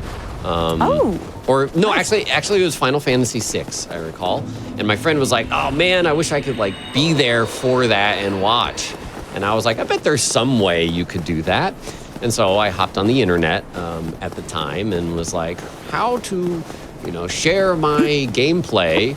And And then I found Justin.tv, and I was like, well, this is a novel idea. And, figured it out. I ordered a little USB stick that allowed me to hook up my Super Nintendo. And then I played Final Fantasy VI, and my friend was there in the chat, and I had like 2 people there. And then that just kind of started everything. Then I was like, oh man, I could stream anytime I play a game and share my experience. Why am I stuck here? Okay, there we go. And then it kind of became a thing where I started doing retro speedruns, Super Metroid, Mega Man X, Link to the Past were some of my first ones. And I started just playing a lot of games, and eventually it came to Dark Souls. And naturally, I was like, well, I'm going to speedrun Dark Souls. And after speedrunning it for a while, I was like, actually, it was a good friend of mine, Espera, who suggested, hey, what if you did Dark Souls, but just with fist weapons? And I was like, oh, okay. And then it just spiraled out of control from there. What about no shield? What about shield only? What about spell staff only? And like all these things, and then it snowballed. And I've just been doing that ever since. And then Dark Souls kind of grew out of being a niche community thing and more mainstream. Modders started, really digging into the games. All these mods came out, and Bloodborne, Elden Ring, the rest is history. And here I am, just still enjoying it all. So the original challenge run, GoldenEye 64 slappers only, when people got tired of, Odd Job or something like that? Oh, yeah. Having to aim your camera down for Odd Job, yeah. This is real old stuff, y'all. Absolutely. Someone said this is going to take a bit. Is it because of the weapon you have, Lobos? It is a combination of the weapon and also the fact that he is the final boss of the DLC. Kind of the final boss. He's one of them.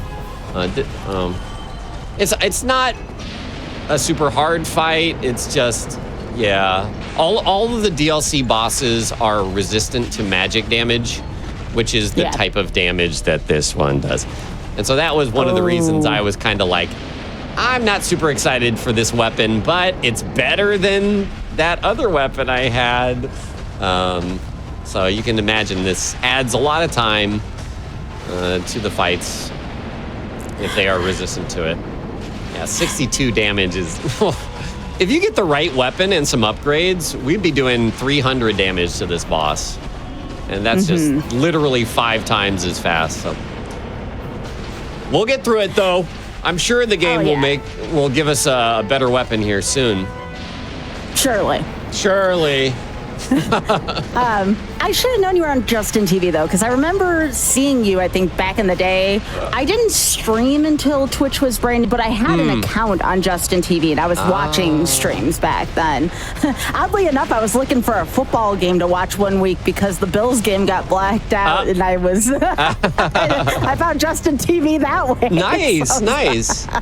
Yeah, we all find it with our own ways, and however we got brought here we are, and that's cool. Yeah. So, Justin TV was definitely the invention. And the funny thing is I had to wait for my name to get redone because you couldn't transfer your Justin TV name into your Twitch name. So it took me a while to get the real spelling of my name for a little while. So that was funny. Yeah, I had a different name when I was on Justin TV as well. Yeah. So, you probably wouldn't have recognized... I think I was Guitar Man 2713. That's right.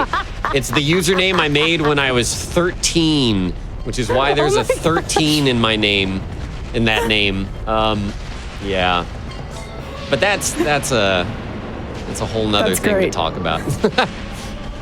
You're gonna have to tell me the full lore behind that sometime when I see you at the next event. Yeah. I act like there's some big story behind it, but there really isn't. You need to do the thing that Pooh does, where he makes up a different story every single time someone asks how his name got started. Yeah, Pooh. Yeah, that sounds like Pooh. That's funny. That sounds like Pooh. See, y'all get to be on my show. You get to find out the deep lore, you know? This is stuff you wouldn't know otherwise, right? Well, babe, oh my gosh, y'all. We're going to start talking about dial-up internet soon if you don't stop dating things here. Heck yeah. I mean, that's what I do a lot of that on my stream in general. It's just lots of nostalgia throwbacks.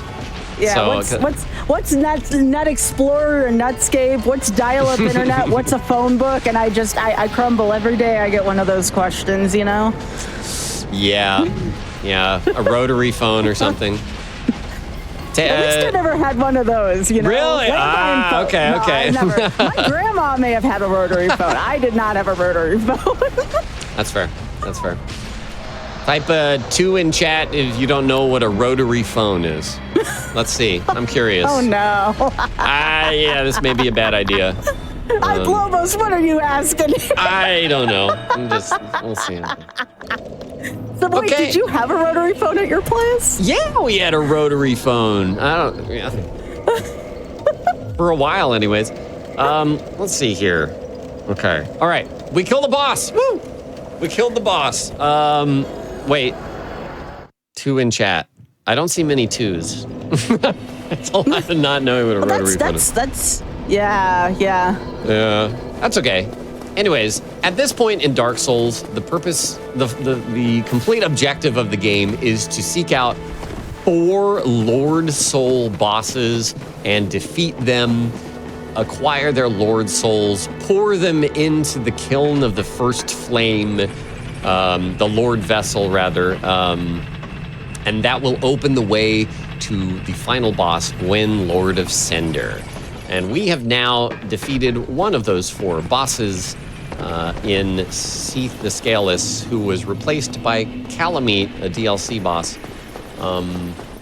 And now we are going to go down back into Blighttown, into the Demon Ruins, and we will be seeking the Bed of Chaos, who will have a different boss there, almost certainly. And there are a couple bosses along the way, so a bit more running.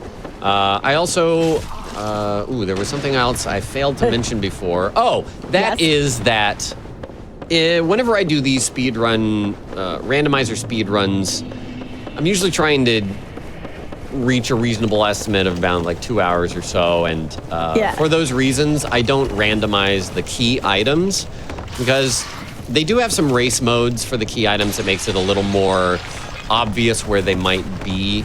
But a lot of times when I do randomized key items, I just unrestrict it so that there could be a key item tucked at the very bottom of the world that you never go to in a corner behind a door that you never open. And if you do that, that can add multiple hours to a run while you're searching for those key items. So for the purpose of keeping consistency as much as I can in these runs, I usually don't randomize those key items. Which means that the item that allows us to warp is always in the same place. Any keys that we need to get through the game are in the same place. It's just the rest of the items, however, are totally random. No, the only sign that you have that if we're still talking about the rotary phone thing, that your old chat is if you pick up the phone and you hear that like fuzz noise because someone's using the internet. That's how you know. Oh, I've heard that so many times. Why are you on the phone? I want to use the internet.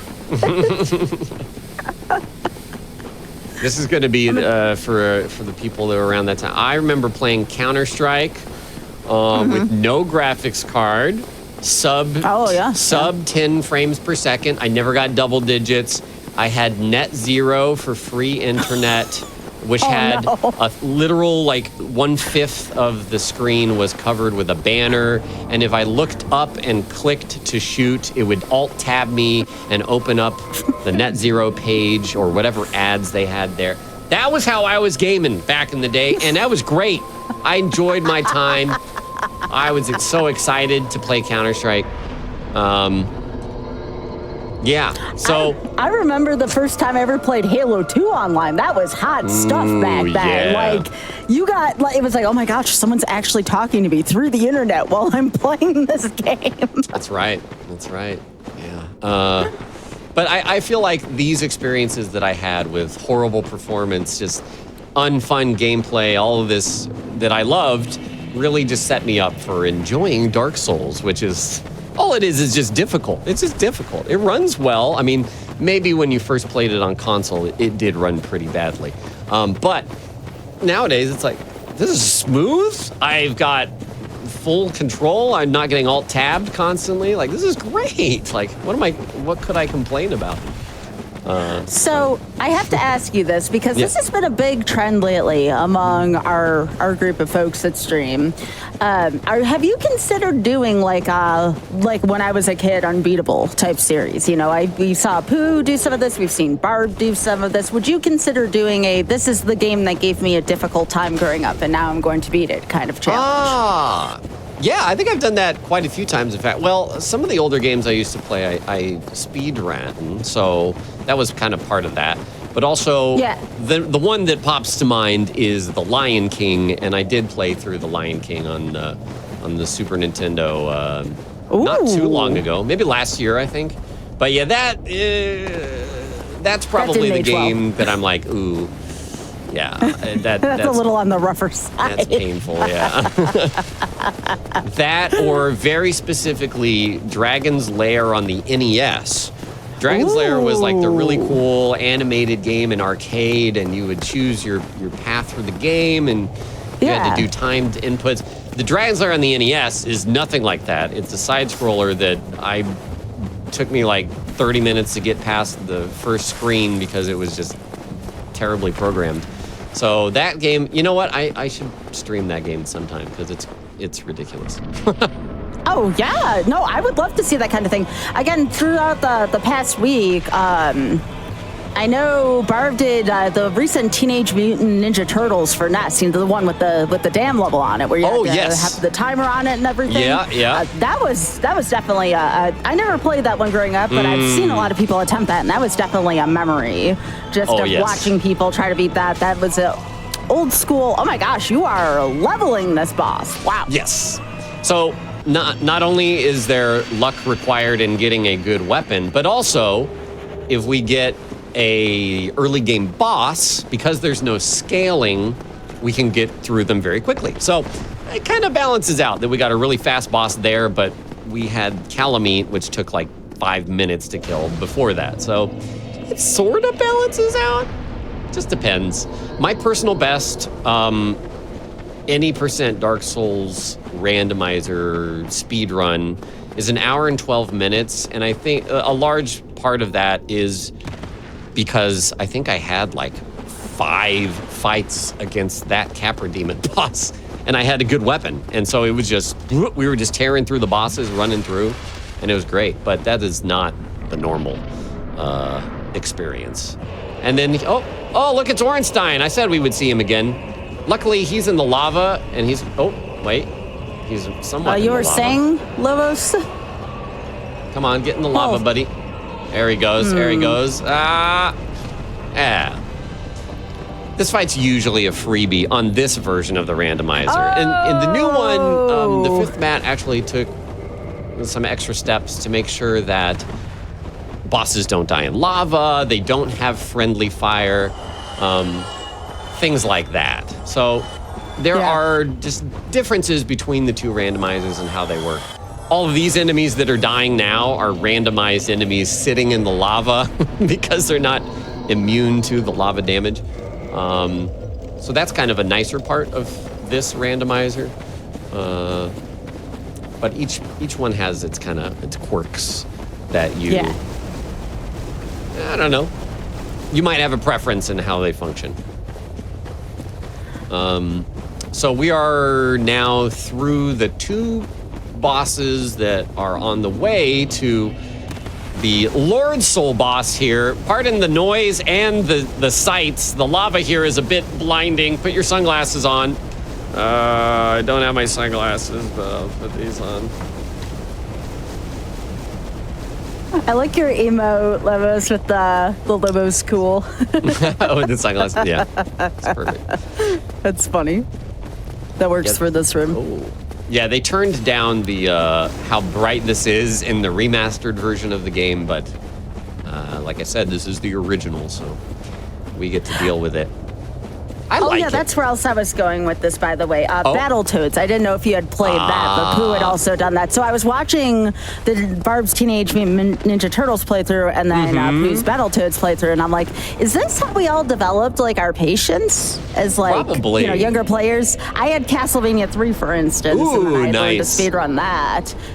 So I was like, wow, is this where we got some of this patience from, though, you know? I think so, because I always saw Dark Souls as kind of a return to older games where you weren't really, handheld through areas, some of the stuff. I mean, old games had booklets, and they would tell you a lot, but there were a lot of times in earlier games that you just kind of had to figure it out, and things were hard if you weren't in the right place, maybe even impossible.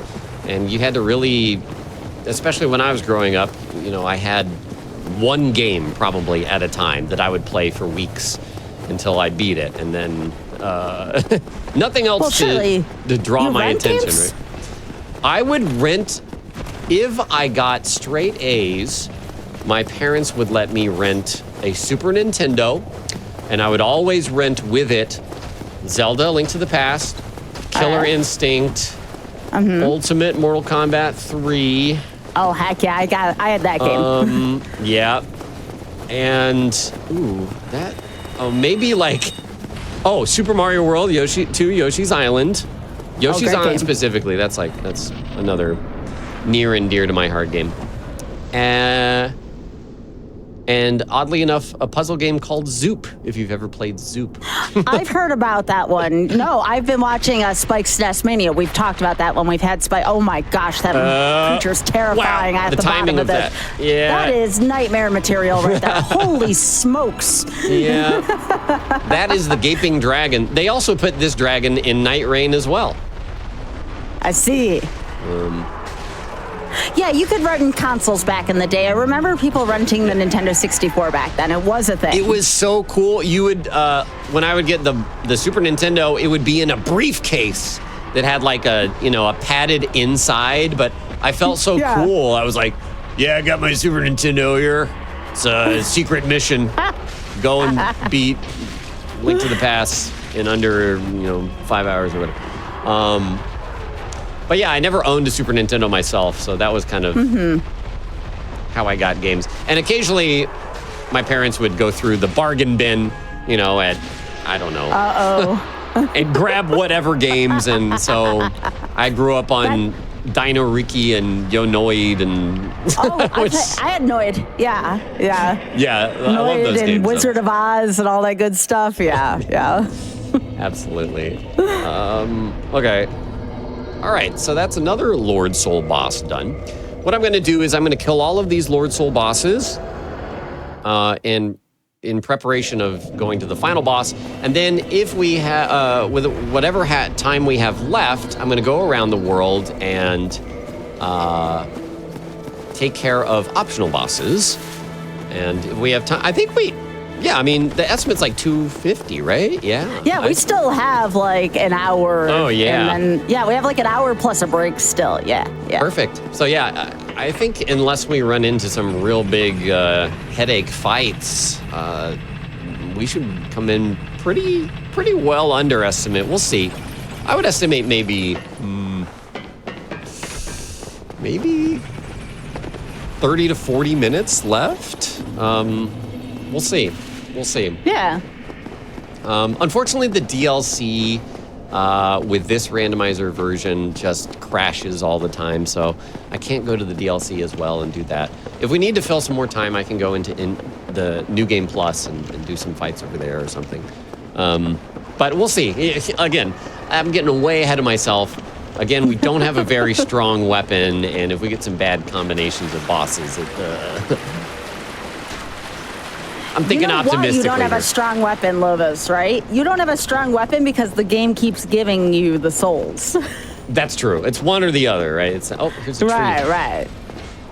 So this is a really cool enemy, but hold on one second. Okay, he didn't cause me any problems. There's a forest, and you are it's kind of hidden, but you're not supposed to realize. Well, you're supposed to eventually realize that this is actually a living enemy that you can kill, and then it opens up like a new path for you, which is exactly what it's doing here. It's blocking this path. Kind of cool. But yeah, so that's why those trees will spawn around occasionally. They're actually enemies. Well, that's debatable, I suppose, whether they're considered enemies. I'm friends with the trees. I got nothing against the trees.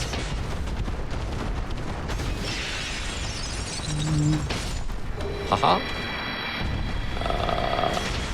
Cat. Oh my goodness. Yeah. So this is one of those rooms that is normally filled with a bunch of ghosts that, they don't impede your way. You can actually roll through the ghosts. Oh gosh. Oh goodness.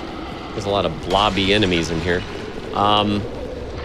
But in randomizer, of course, that gets changed. I'm gonna try and, can I move? Can I just get by, please? Almost. Come on. Thank you. Bye. That was a pretty generous room there. It can be really messy if you get some bad enemies in there. And luckily, I can open a shortcut, so we don't have to go back that way. I'm gonna check for Oh, that's an extra weapon for an extra upgrade for our current weapon. So I will take that. Whoa. This guy's bowling. All right.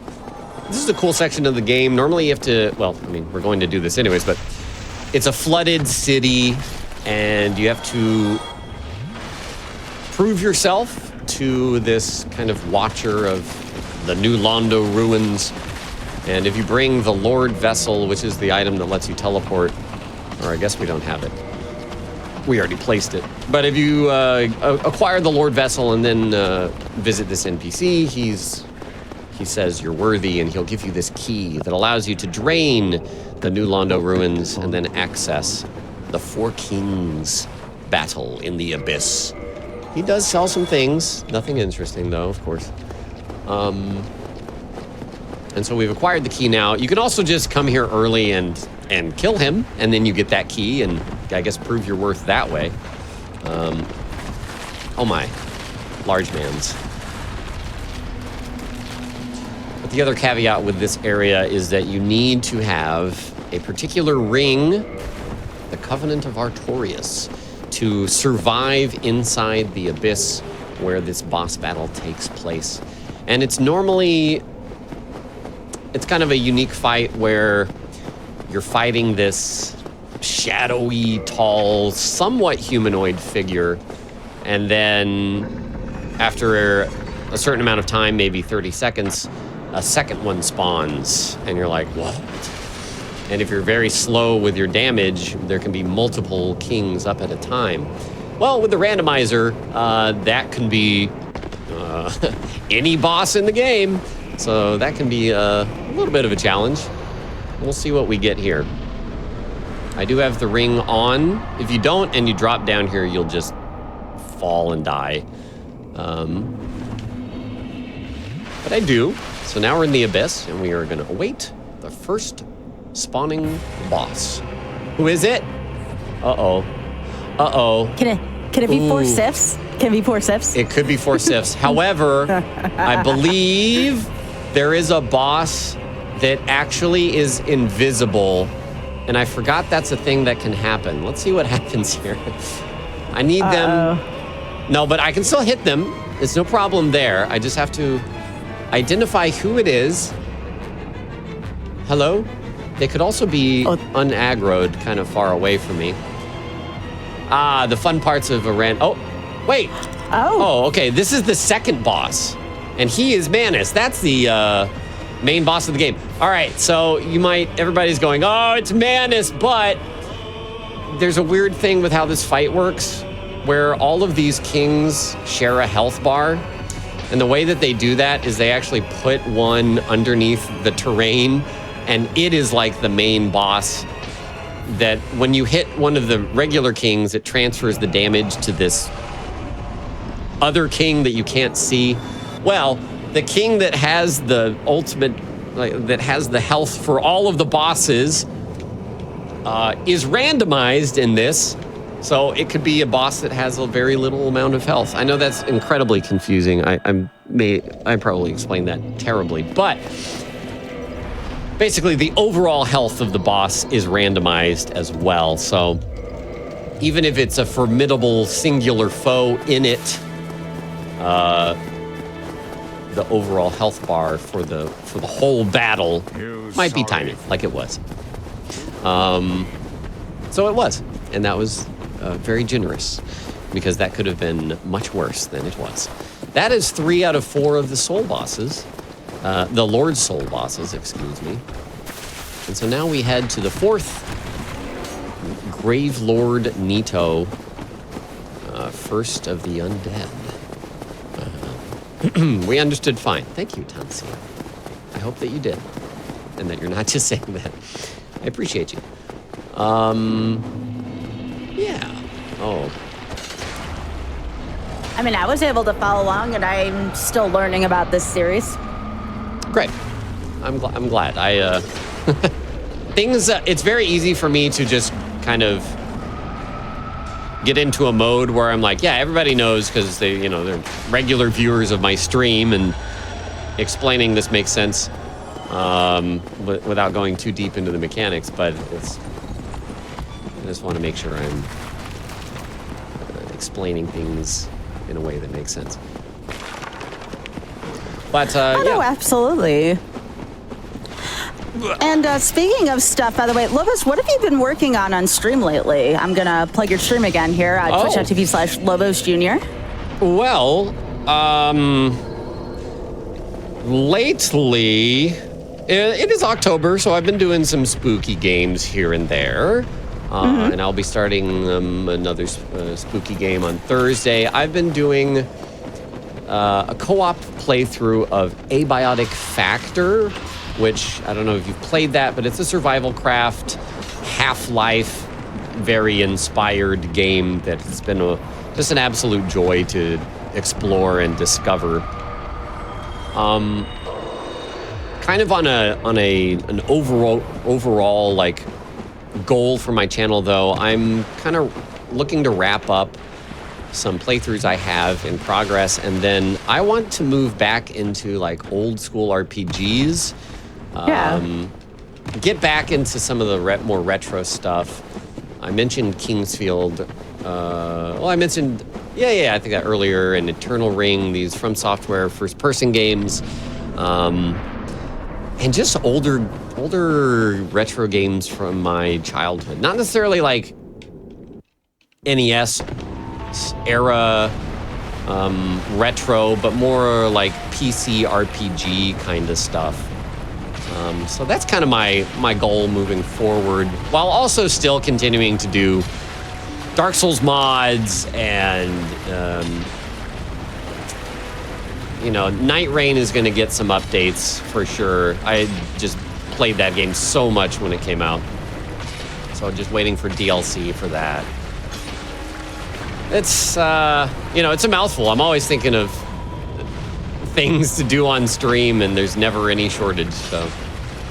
Oh, absolutely. So many games. There's so much out there. Like, I spend so much of my time speedrunning and doing randomizers. I'm just now getting around to, like, what happens if I just, like, played some games once in a while? I'm just getting around to playing Tears of the Kingdom right now. Nice. That's been out way longer than I care to admit. So I get you.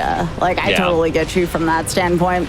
I haven't tried Oblivion yet either, and I love Skyrim. That's something I still would like to try. Yeah, those games are just lovely. For a few years, I've been kind of trying to keep up with newer games and do that sort of thing, and it's very different, and it gives me less time, especially, like I said, with all the games that have been coming out since probably 2021 or so. It's just every year's just been absolute bangers after absolute bangers. There's so many games.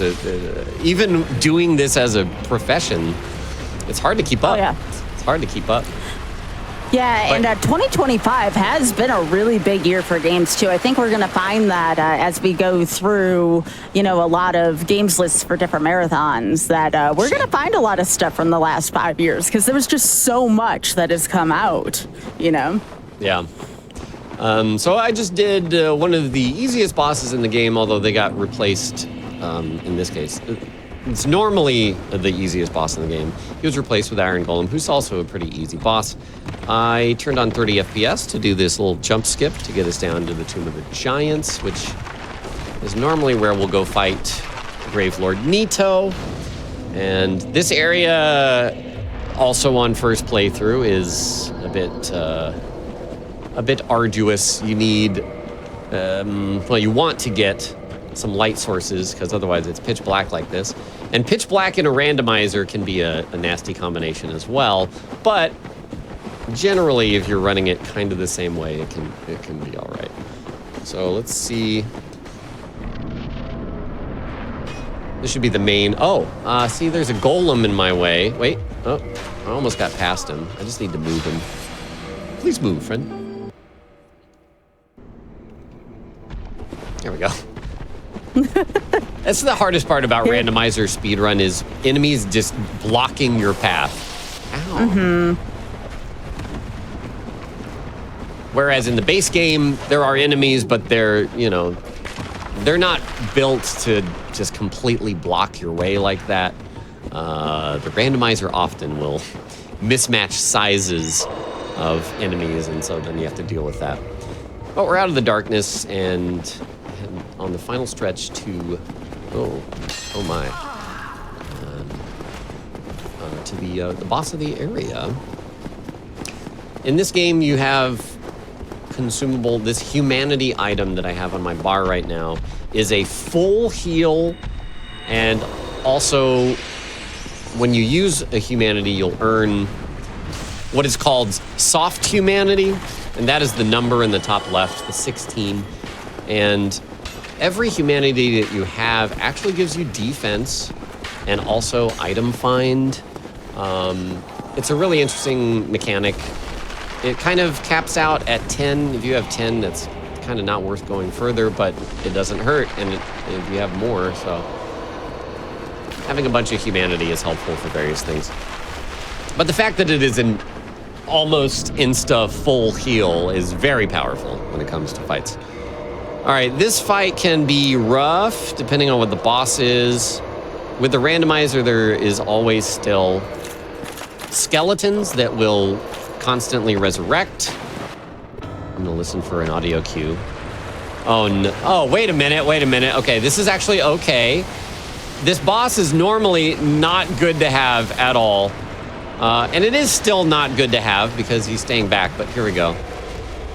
This is yet again another DLC boss. Go figure. Okay, I'm waiting. He's not giving me an opportunity. Okay. So this is one of those like puzzle fights that to do this effectively, we're gonna wanna, with experience, I have learned that if that boss is there and he runs to me at the beginning, there's a little pocket in the wall where he can't reach me with most of his attacks. And also the fact that he's there means the skeletons aren't able to reach me. And then I can just kind of fully tank up with armor and heal through the damage and make it work. So what I'm gonna do is I'm gonna try and grab this closer bonfire.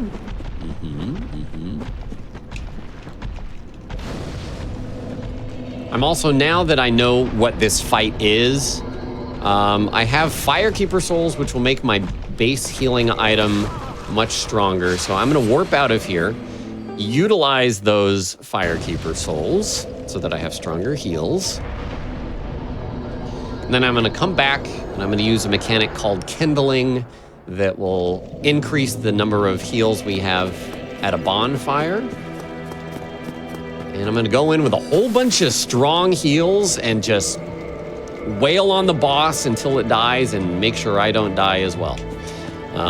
Which kind of the sort of strategy that you can't do in like modern games like Elden Ring definitely with certain boss fights, but to an extent you can as well. So are you good with taking a break after this boss then? Sure, yeah. Let's see how this attempt goes. I think it kind of depends on how nice the boss is, but yeah, regardless of success or failure after this boss fight, we can do our break. Sure. While you go back to this boss, I don't know how far you are from it. Do you mind if I read you got a couple minutes. Quick blurb? All right, so GDQ has a pair of events coming up real quick on our way to this boss here.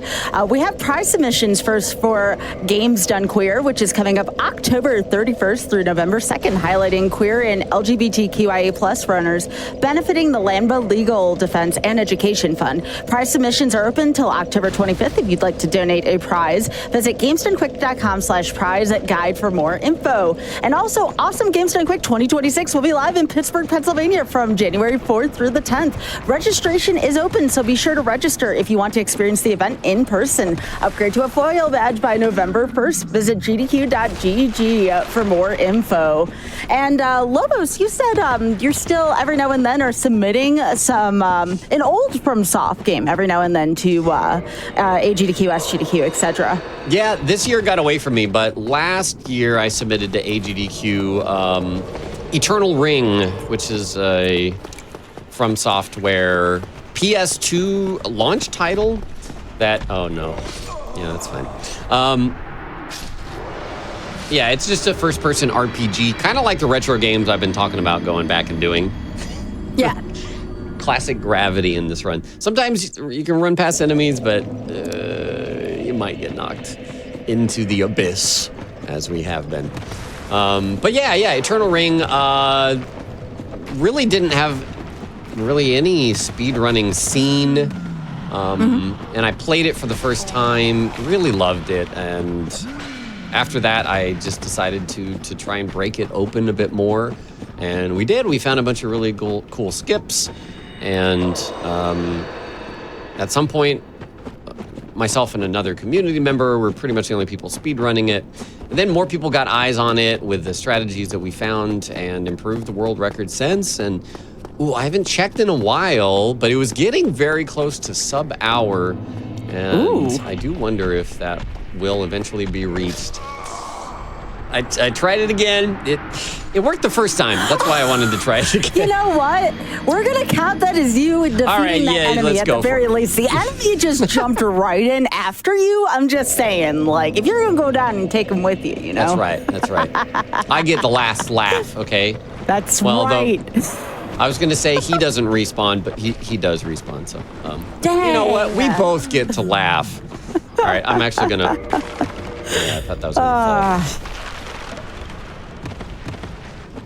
If I die to that golem again, we can do our break. But you're not going to die to the golem again. I'm not going to die to him again.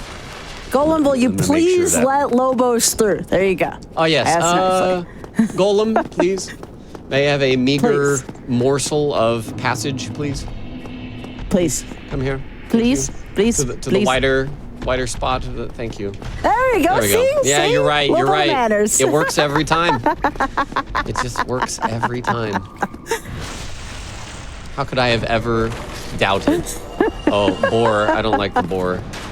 I don't like the boar either. There. Oh my gosh, this is like terrible. Oh, there's the Chaos Eater, which we lovingly called the Toothy Cup Puppy. That's the Toothy Cup Puppy from earlier. The Toothy Cup Puppy. That's a good name. You can't see their teeth from below because it's inside of their cup. But yeah, they're very toothy. Yeah. Stuff of nightmares right there.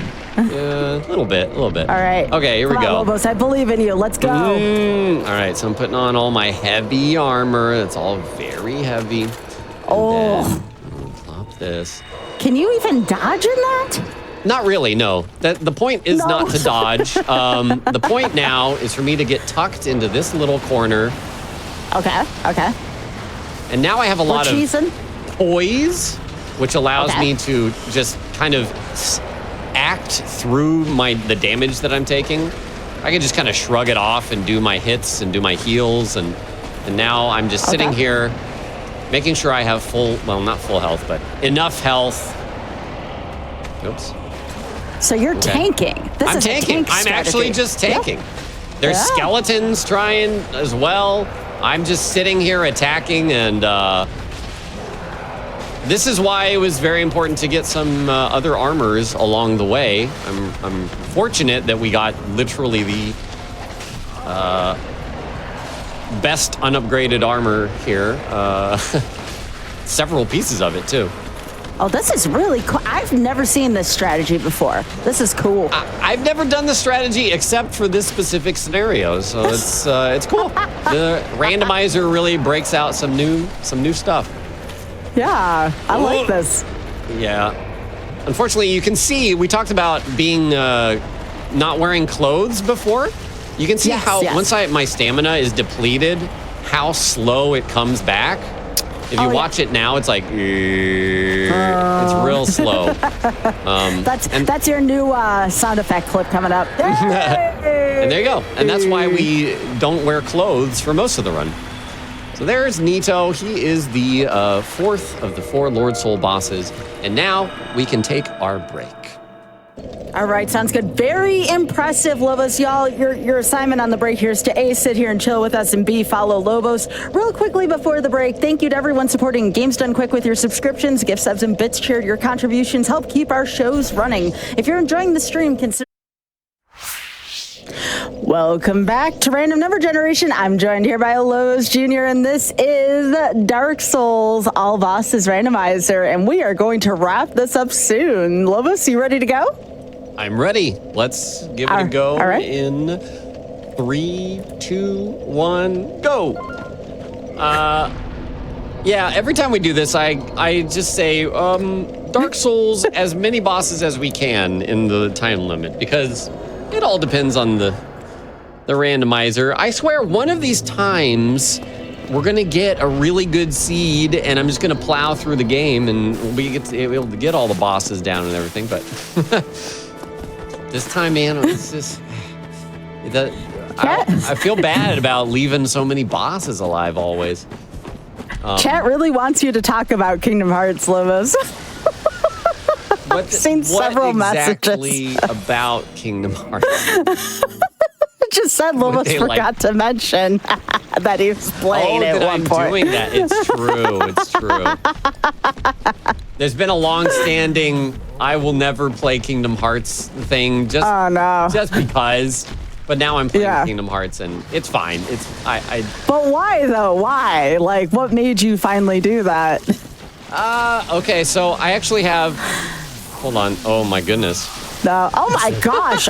We were just talking about how bad trash could be. I'm sorry I brought that on you, Lobos. No, you're good. So I have a mechanic in my stream where literally anytime anyone chats, there is an extremely low percentage chance that they will be selected as what I call Wolf God, since my stream is about wolves, Lobos, that whole thing. And if you're Wolf God, you get to pick a game for me to play for up to 1 stream. And it's just kind of a fun way to get me out of my comfort zone and play some games I wouldn't otherwise play. Yeah. And one of my mods got the one Wolf God and said, Kingdom Hearts! And I was like, no. And then a second person won within that same week, and they said, what if we combine our 2 Wolf God requests for Kingdom Hearts? And I was like, okay, fine. So we started playing Kingdom Hearts. And it's really only just ever been a silly, meme. Yeah, meme about, like, in the same way that I used to be memey about, like, anime, and then now I'm just, like, absolute total weeb. But,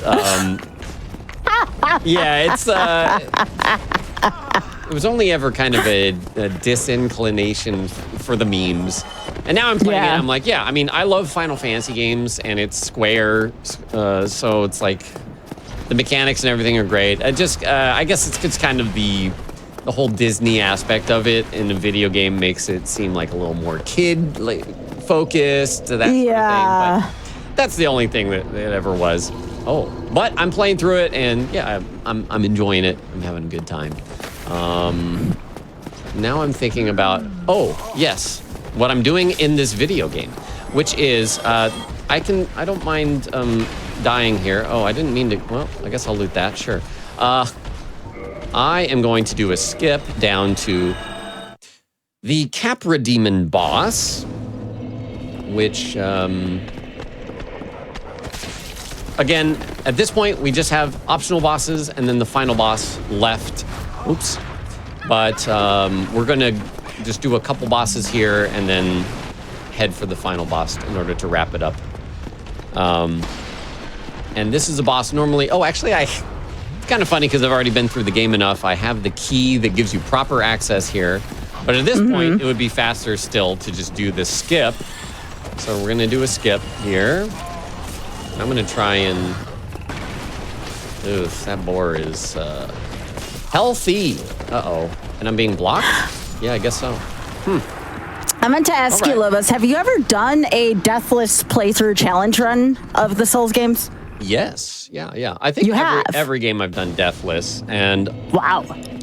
Dark Souls 2, I've done no death and no bonfire, which is actually a requirement they have in the game for some unlocks. You can unlock some special rings in Dark Souls 2 if you don't die. One, if you don't die, and one, if you don't sit at a bonfire. Yeah. So we've done that. Oh my gosh. I'm thinking about what I'm saying now too much. I'm sorry. No, go for it. Go for it. Not at all. No. This is literally what I've done for a decade is play and talk at the same time. But yeah, I guess I'm just trying to think about what I'm doing and I blame the break. The continuity. It's been ruined. You were in the zone. Yeah, no, we're good. No, it's cool. No, I just wanted to know what your recommendations were for like deathless playthroughs because I was thinking about trying Breath of the Wild, Tears of the Kingdom, both deathless. Maybe like Skyrim deathless. Yeah. If you die, you go back to the beginning of the game kind of stuff. Yeah. No, my recommendation is don't take enough damage to the point that your character dies, and then it's deathless. Very funny. Yeah, I am telling myself though that I can't use fairies though. That's like the catch of the Breath of the Wild, Tears of the Kingdom stuff, No, yeah, totally. Honestly, there's a whole, at least for Souls games, there's a whole community of people who do hitless, deathless runs. And there's a website, there's all sorts of resources that you can use of people who do those. They make guides for how to do deathless, how to do hitless, because those are very specific strategies of bring a bow, shoot in this exact spot. Shooting an arrow at this wall will aggro this enemy to walk towards it, and then you can deal with them in an easier fashion than blah, blah, blah. They're very in-depth and complicated guides to performing these feats that are very difficult, but they're more manageable when you have, this whole set of strategies to go to. And one of the things I was going to do too to make it more interesting is I want to do a laundry list full of challenges, so it's just it's not just go kill Ganon, right? I want to do for Breath of the Wild, do Eventide Island, for instance. I want to do a few really pivotal, memorable moments from that game. So yeah, absolutely. That's why I was talking to you about that. It wasn't just about not letting your health hit zero. I'm talking about the content to the matter, right? Right. No, definitely. Definitely. I don't have any experience with deathless in any of those games, but I'm sure people have done that and probably more. So I bet there's some resources out there. For me, I do like to kind of try and figure it out for myself, but that can be really hard and that can be really time consuming as well. Oh my Yeah, goodness. and I'm sure you've discovered this with Dark Souls as well. Like, when you play a game like this, and I'm talking to you and to chat, your worst enemy, believe it or not, is probably yourself. You're not going to die from an enemy. You're going to die because you ran into a wall and something exploded. I mean... Yeah, it's very easy to just, kind of look at a task and be like, well, that's a lot of work. I don't know if I actually want to do it. Maybe it's too hard for me. But yeah, just sticking with it and trying to learn from what's creating difficulty in what you're trying to do is really the key. And just sticking with it. Well, my favorite type of stuff to run, like the stuff in my comfort zone, is actually the old stuff we were talking about before, like NES stuff, like Zelda 1, Metroid 1. I was working on Quad Rando for a little while, but like I've been trying to do like more recent stuff lately. Nice. So that's why I was trying to do like maybe some Deathless challenges in some more recent games. Yeah, for sure. I don't know how much time has passed, but I'm going to go ahead and head to the final boss just in case it's something that poses any sort of threat.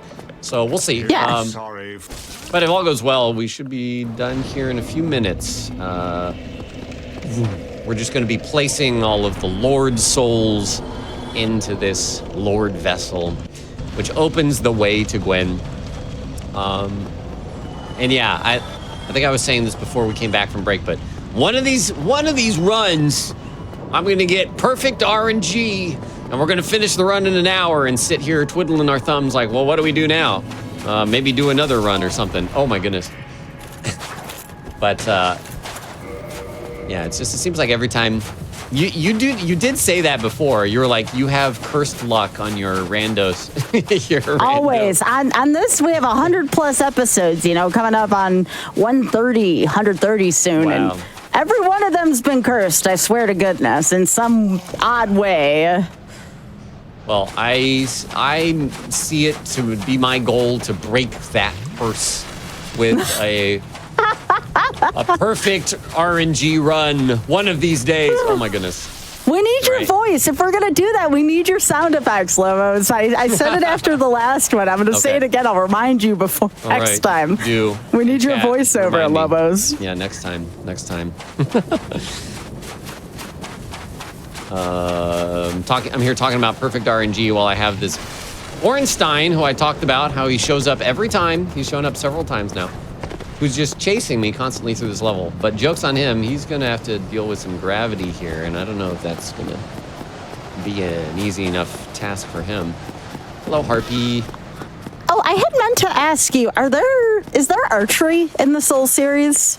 There is. It's usually seen as kind of just a sidearm, something. It's extremely helpful for, say, if you got a room of enemies, you just pick one off and then let it come to you and then kill it. But I've absolutely done bow-only challenges, and a lot of times it's perfectly fine and even viable. Oh, look at this. This is going to be the easiest final boss.